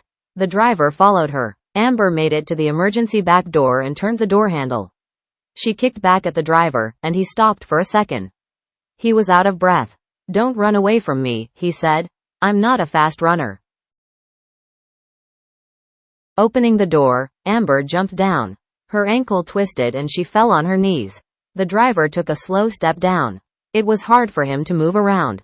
He was in very bad physical condition, but he looked at her and smiled. He was in no hurry now. Chapter 2. Amber saw an old abandoned warehouse. The parking lot they were in was for the warehouse employees. But now, this business was gone. Closed forever. Most of the businesses in this part of town were closed. The buildings were not used by anyone. There weren't any houses around here either. This was the emptiest part of town. Even if she screamed, no one would hear her. Why did you bring me out here? She asked. She knew it was a dumb question, but she wanted to keep him talking. Perhaps she could talk him out of his plan. She could make him realize he was making a mistake. She could tell him that he didn't want to hurt her. You need more patience, the hairy driver said, walking toward her. His walk was funny. He walked more like a duck than a person. But, there was nothing funny about his behavior. Have patience, he said again. You're going to learn why I brought you here. I will teach you. I'm going to teach you until you understand. You're crazy, she yelled, talking a step back. Somebody help me. Love is crazy, and I'm in love with you. He laughed again, then spit something on the ground. By the way, you can yell and scream as much as you want to, but it won't do any good. Amber turned in a circle, looking around her. She already knew he was right. No one could save her. She was alone. Then, she saw something. Amber saw a small light in the darkness. There was only one tiny light coming from a small old building. The building was on a side street back behind the warehouse. Inside, a golden light was flickering. Is that a candle? She wondered, since the light was not steady. It was flickering like a candle flame. If there is a candle, then somebody must be inside. They would not leave a candle burning by itself. She ran in the direction of the flickering light. Her ankle was hurting her, but she had no choice. She had to take the pain. The man behind her was coming. He was not going to change his mind. Young lady, there is no reason to run away, he said. You'll like me once you get to know me better. That's not going to happen. She shouted. Get away from me. Where are you running to? There is nobody out here. She kept going even though her foot was hurting a lot. She was getting nearer to the building with the candlelight. It seemed like that was the only place to go. It was hard to see. The night was darker than usual. There were clouds in the sky covering the stars. The moon was hiding behind the clouds too. But Amber could see on top of the building. On the roof of the building was a cross. Is that a church? Out here in the middle of nowhere? She got closer and saw, yes, it was a church. The church looked abandoned too. Some of the windows were broken. Wooden boards were falling off the sides. The grass around the area was very tall. No one had come here in many years. If no one uses it, why is there a candle burning inside? I hope it isn't a homeless person living in there. But, she changed her mind. Even if it was a homeless person, perhaps they could help her. Anything was better than fighting the crazy bus driver alone. The front door was unlocked. Amber ran inside the empty church. She saw the candle in the window. There were candles in each of the windows, but there was nobody around. She closed the door. Oh no, there isn't a lock on it. The bus driver was coming. He was walking fast, but he could not run. He was not in good enough shape for running. He was out of breath. I told you, don't make me chase you, he said, looking through the window. His face was sweaty. He looked like an animal. Stop it. My sister will call the police. You heard me call her. Yeah, but she doesn't know where you are. The police can track my phone. The driver was holding her phone. He raised it. It was destroyed. You should have held onto it better, he said, smiling his creepy smile. Now stop running, little lady. You've got nowhere else to go. Amber stood a step back. The driver was standing outside looking in the window. The door didn't have a lock on it. She needed to put something in front of the door to block him. There were a few heavy benches. She took one of the benches and started to drag it towards the door, but it was too late, he was coming in.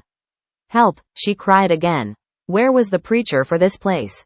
Someone had to be here because there were candles. They weren't burned down yet. Who had lit the candles? She tried to keep the door closed, but he was too heavy. He was pushing, and finally, he got inside. Amber punched at him with her fist, but she missed. Whoa, take it easy, he said. I don't want to fight you. You tricked me, she said. This church. You live here, don't you? This is your place. Are you kidding? The bus driver said. He threw her phone over his shoulder. I have a nice apartment. I would never live in a church. That is just weird. But you put the candles in here. It was a trick to get me to come inside. You're wrong about that first part. I did not put the candles here, but you're right about the second part. Yes, it was a trick. Quote. Then, Amber heard the sounds of the other person in the building. Somebody else is here. The man walked out from behind a large curtain. He was very tall and skinny with long black hair. He wore an old black suit. At first, Amber thought maybe he was a preacher. Like the bus driver, the man smelled terrible. He looked like he had not taken a shower in a long time, and he looked very hungry. Hi Fred, the fake preacher said to the bus driver. Nice catch. You brought a good one tonight. But next time, bring me something to eat. You know I always like a good cheeseburger. Stop complaining, the driver said. And why did you call me Fred? Now she knows my name. So, who will she tell? Amber was trapped between them now. The driver was standing in front of the door, and the preacher was walking closer and closer. You're right, said Fred the bus driver. He looked at Amber with his red eyes. The dead tell no secrets. Chapter 3. Amber pleaded with the two men. You don't have to do this, she said. You can stop now. You can let me go. The fake preacher looked at his partner, Fred the bus driver. You are very persuasive, young lady, he said. He smelled like a dirty toilet. He reached his hand into his pocket. Amber watched, wondering what he was going to do. He took out half of a cheese sandwich from his pocket and started eating it. You think we should let you go? Yes. And you won't tell anybody? No, I swear, she said. You won't tell anyone what we tried to do? If you let me go, I won't tell, Amber said. But, have you two done this to other people? Have you done this before? Fred laughed and coughed. Sometimes. A man needs a hobby, doesn't he? He wiped sweat from his beard and took a step closer. Listen, honey, you aren't going to talk your way out of this. We won't let you go. So relax. Wait, the preacher said. Let her finish talking. There is no rush. I like the sound of her voice. I like the sound of her screams, Fred said. I don't care about the sound of her talking though. Amber raised her hands. She was still holding her purse. Guys, I want to give you every chance I can. I want you to realize that you have a choice. You can stop this at any time. The preacher sat down on a bench. He crossed his legs and stared at her. He seemed very interested. You want to give us every chance. What do you mean? You have no power here. You are our prisoner. She just likes to talk, Fred said. Tell her to be quiet. Let's get on with this.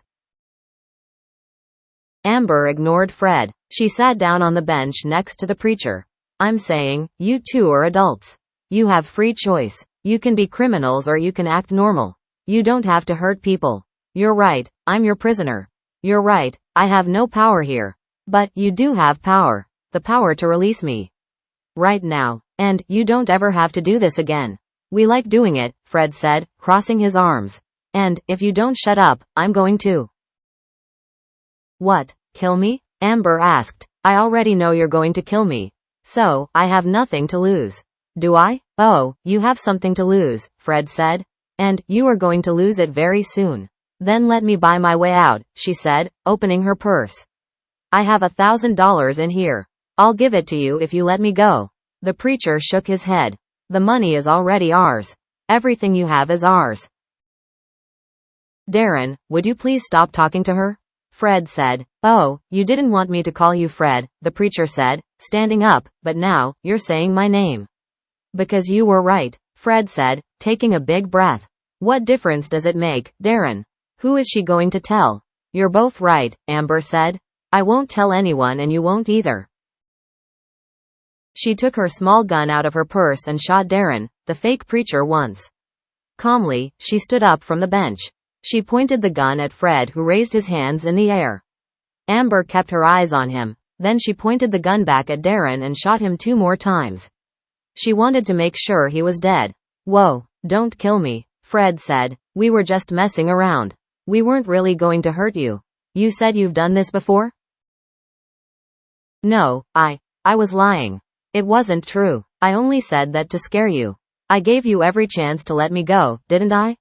Over and over, I kept saying you can stop, she said, pointing the gun at his stomach. Things did not have to end like this. This didn't have to happen. I swear, Fred said, sweating again. He was trying to walk backward, but he hit a bench. We weren't going to do anything to you. Our plan was to let you go.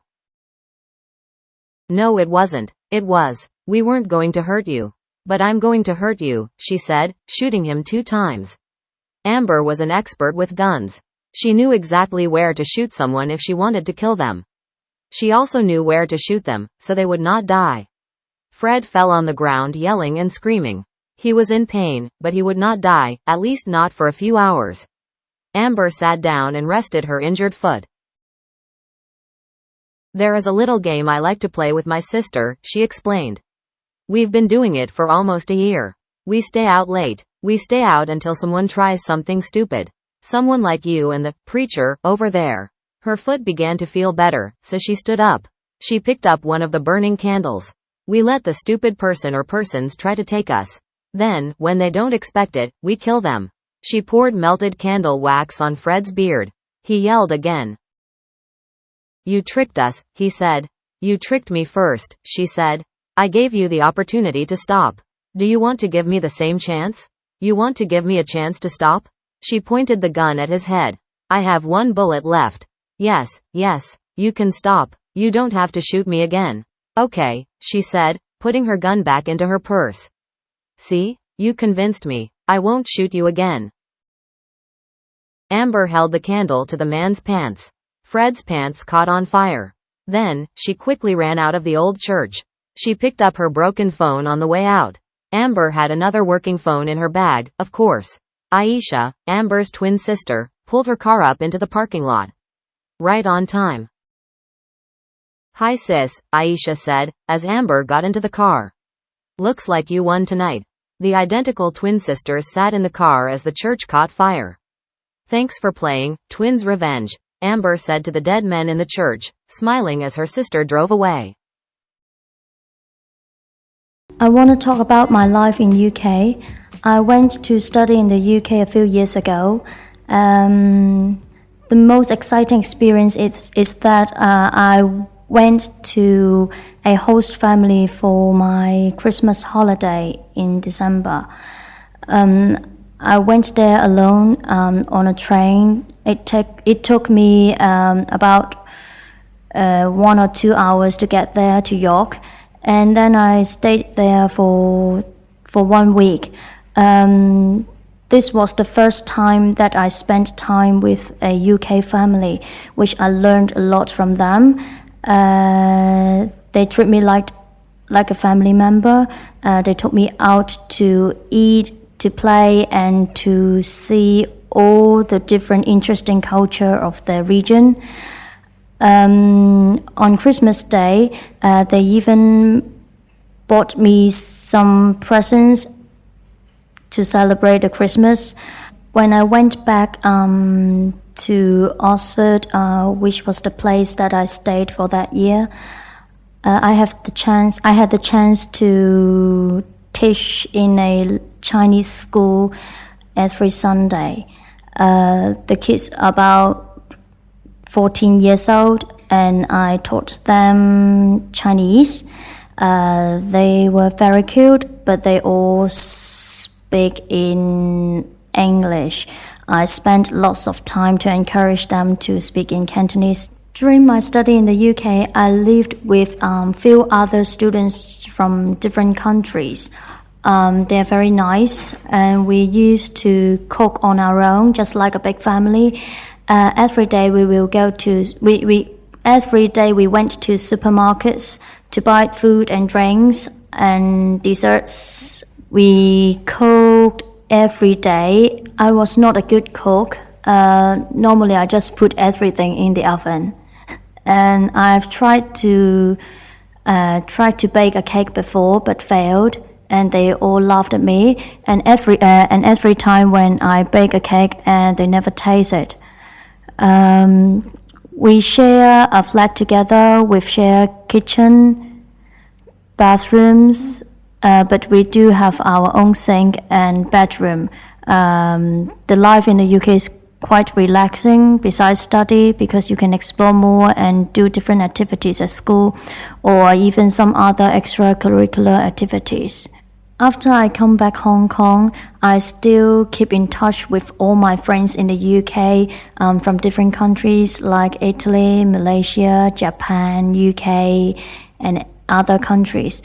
Sometimes we even send email to each other, and sometimes they may come to Hong Kong to visit, and we will meet each other again. I really enjoy the time in the UK. I hope you will also have the chance to explore more in other different countries in the future. The town of Skulltooth. Chapter 1.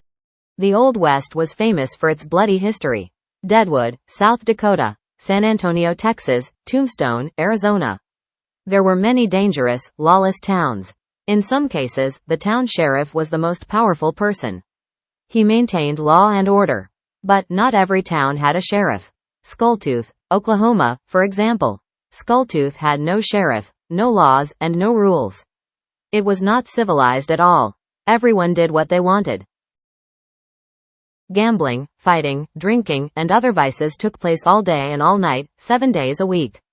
Most days, somebody was murdered before breakfast, or during breakfast, yet the town continued to grow every year. And every year, a new criminal would arrive and try to take control. They would try to become the boss of Skulltooth, the boss of everyone who lived there. To control the crime, you had to be tougher than the other criminals. To make money, you had to want it more than the others.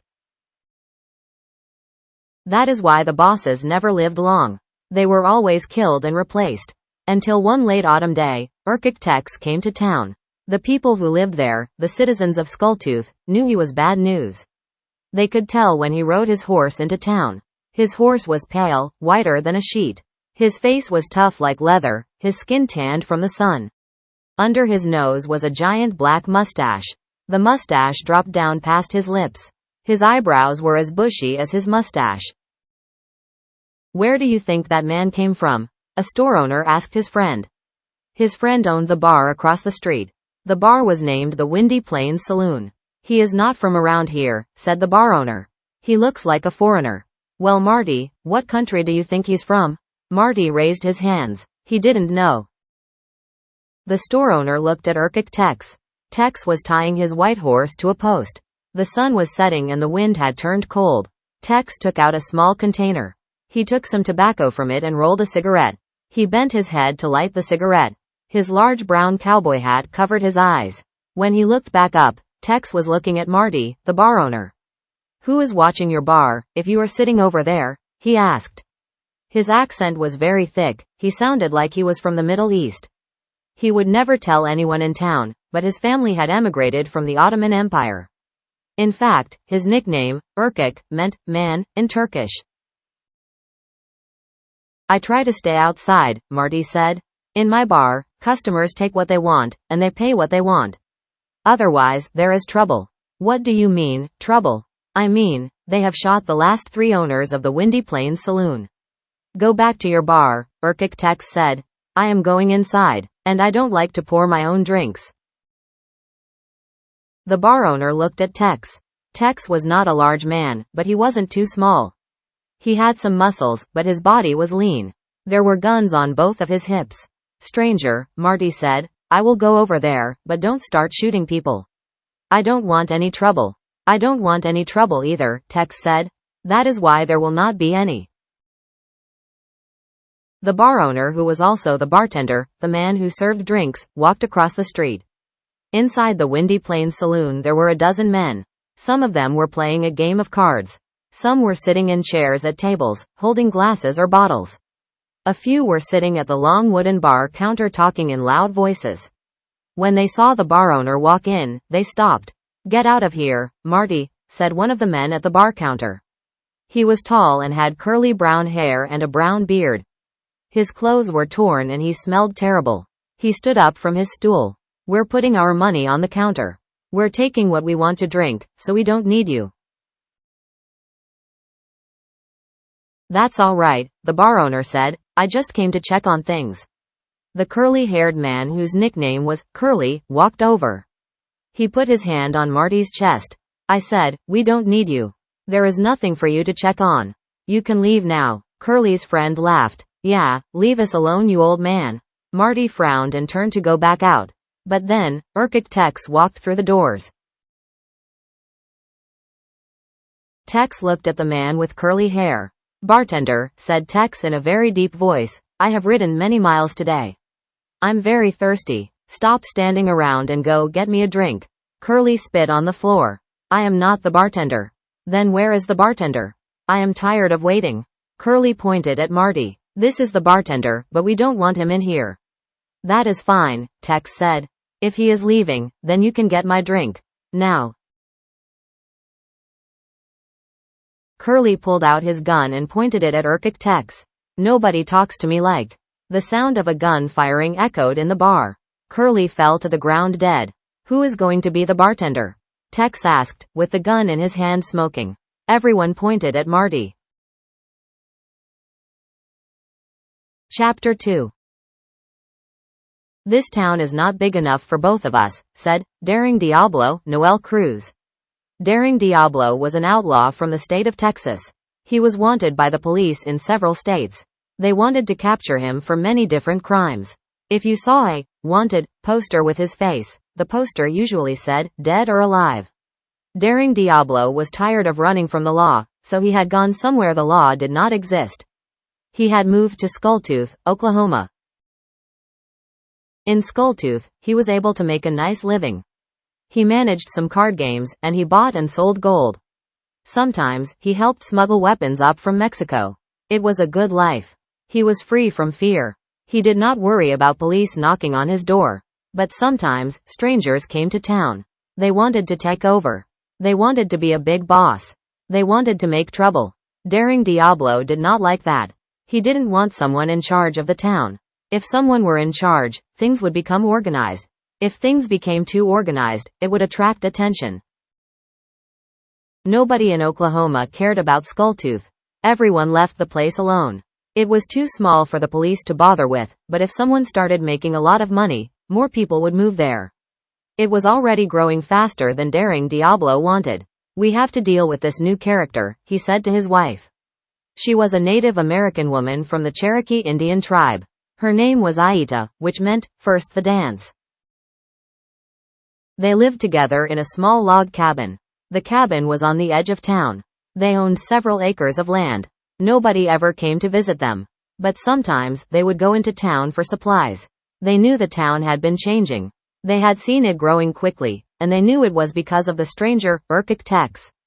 Leave Urkik Tex alone, she said, as she cooked some stew. He has only been here for 4 months. Soon, he will become tired of this place. He will leave. I don't think so, Daring Diablo said, cleaning his rifle. Most of the criminals in town liked to carry guns. Most carried handguns. Handguns or pistols were smaller and easier to walk around with, but Daring Diablo did not care. A long rifle was more powerful. He was fast with his rifle. He was as fast with his rifle as most were with their handguns. But, he never used his weapon unless he had to. He didn't want to kill anybody. When you kill a person, there is always trouble, he thought. Some relative of the dead person will come. They will try to shoot you. Or the police come looking for you. Tex is a little bit like me, he said. He likes it here, out in the open fields. No one around, and nobody bothers you here. But, he is like the others too. He wants to make a name for himself. He wants to rule this town. Aita used a large spoon to scoop some of the stew into a bowl. It was very hot. She put the stew on the table. Eat your dinner, she said. I'm not hungry. Put down your rifle, she said. It is clean enough. You never use it. Come eat. Daring Diablo dropped his cleaning cloth and put the rifle down.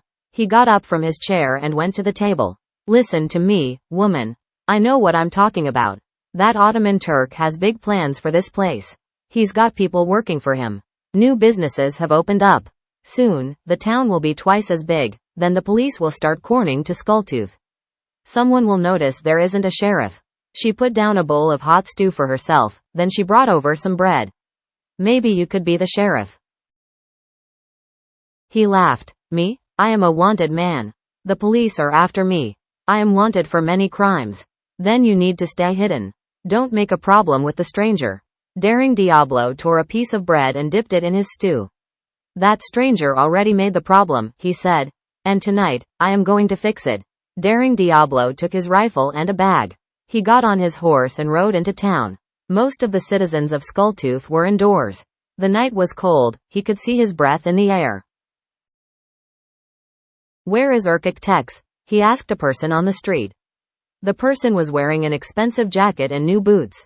Who wants to know? The person asked, looking at Daring Diablo. Diablo knew most of the people in town. He did not recognize this stranger.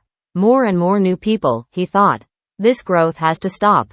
If you do not know my name, Diablo said, then you must be new here. Maybe I am, maybe I'm not, said the man in the fancy jacket. But I asked you a question.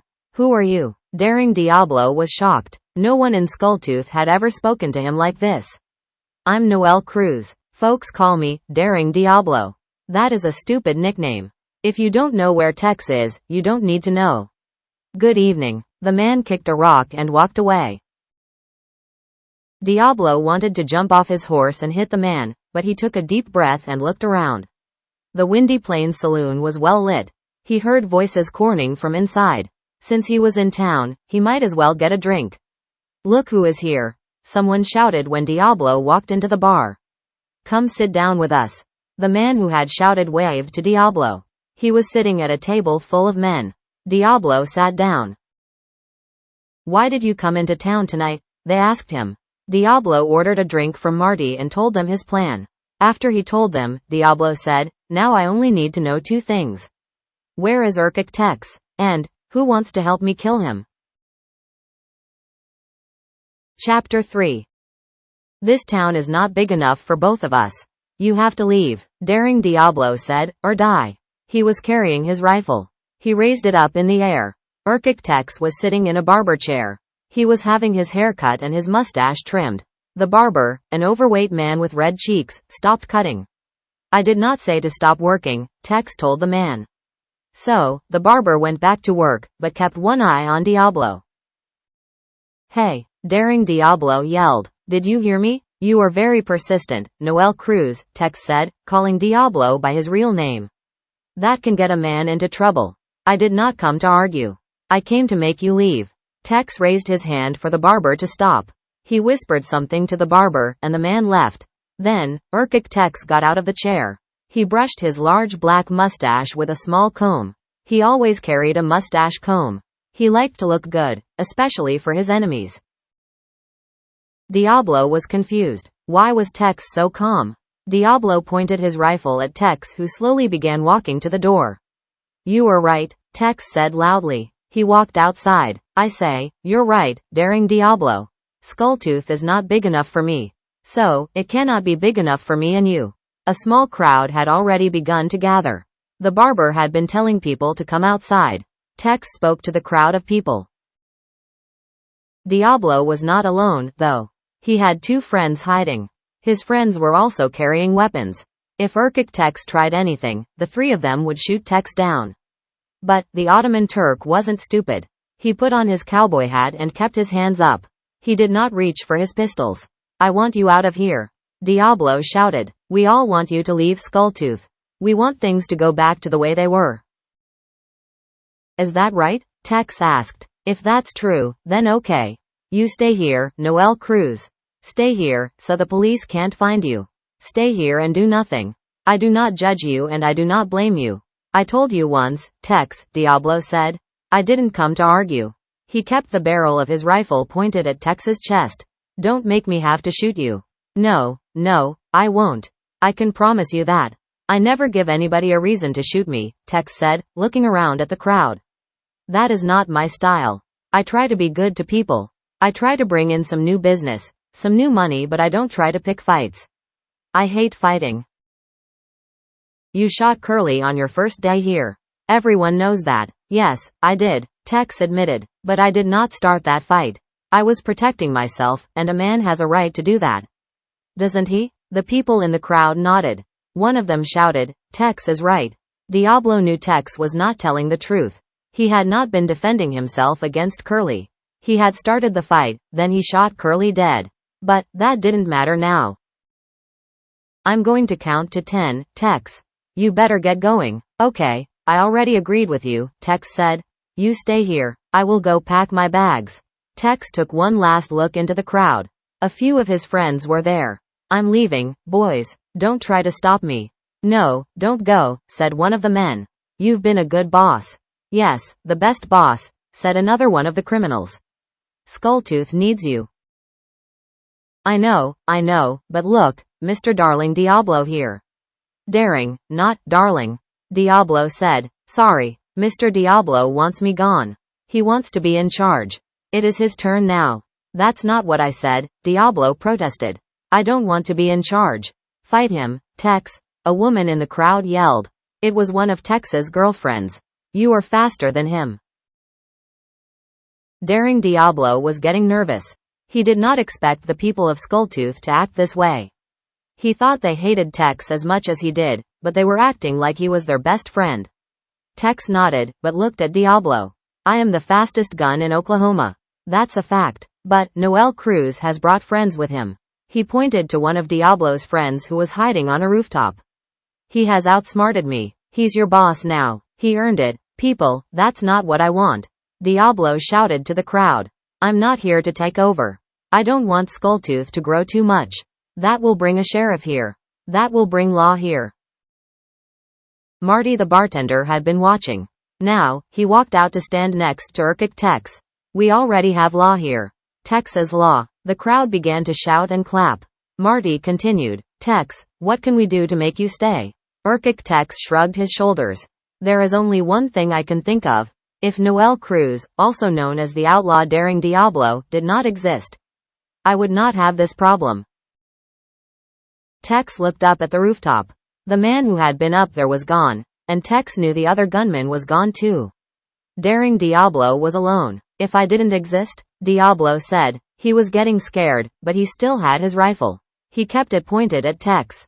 Then you have a problem, Tex. I do exist. A second later, several guns fired. Noel Cruz, the Daring Diablo, from Texas, fell dead in the middle of the street. Tex looked down at the dead man's body. No, you don't exist, he said. Not in my town. Thanks for watching and remember to subscribe. Remember to subscribe.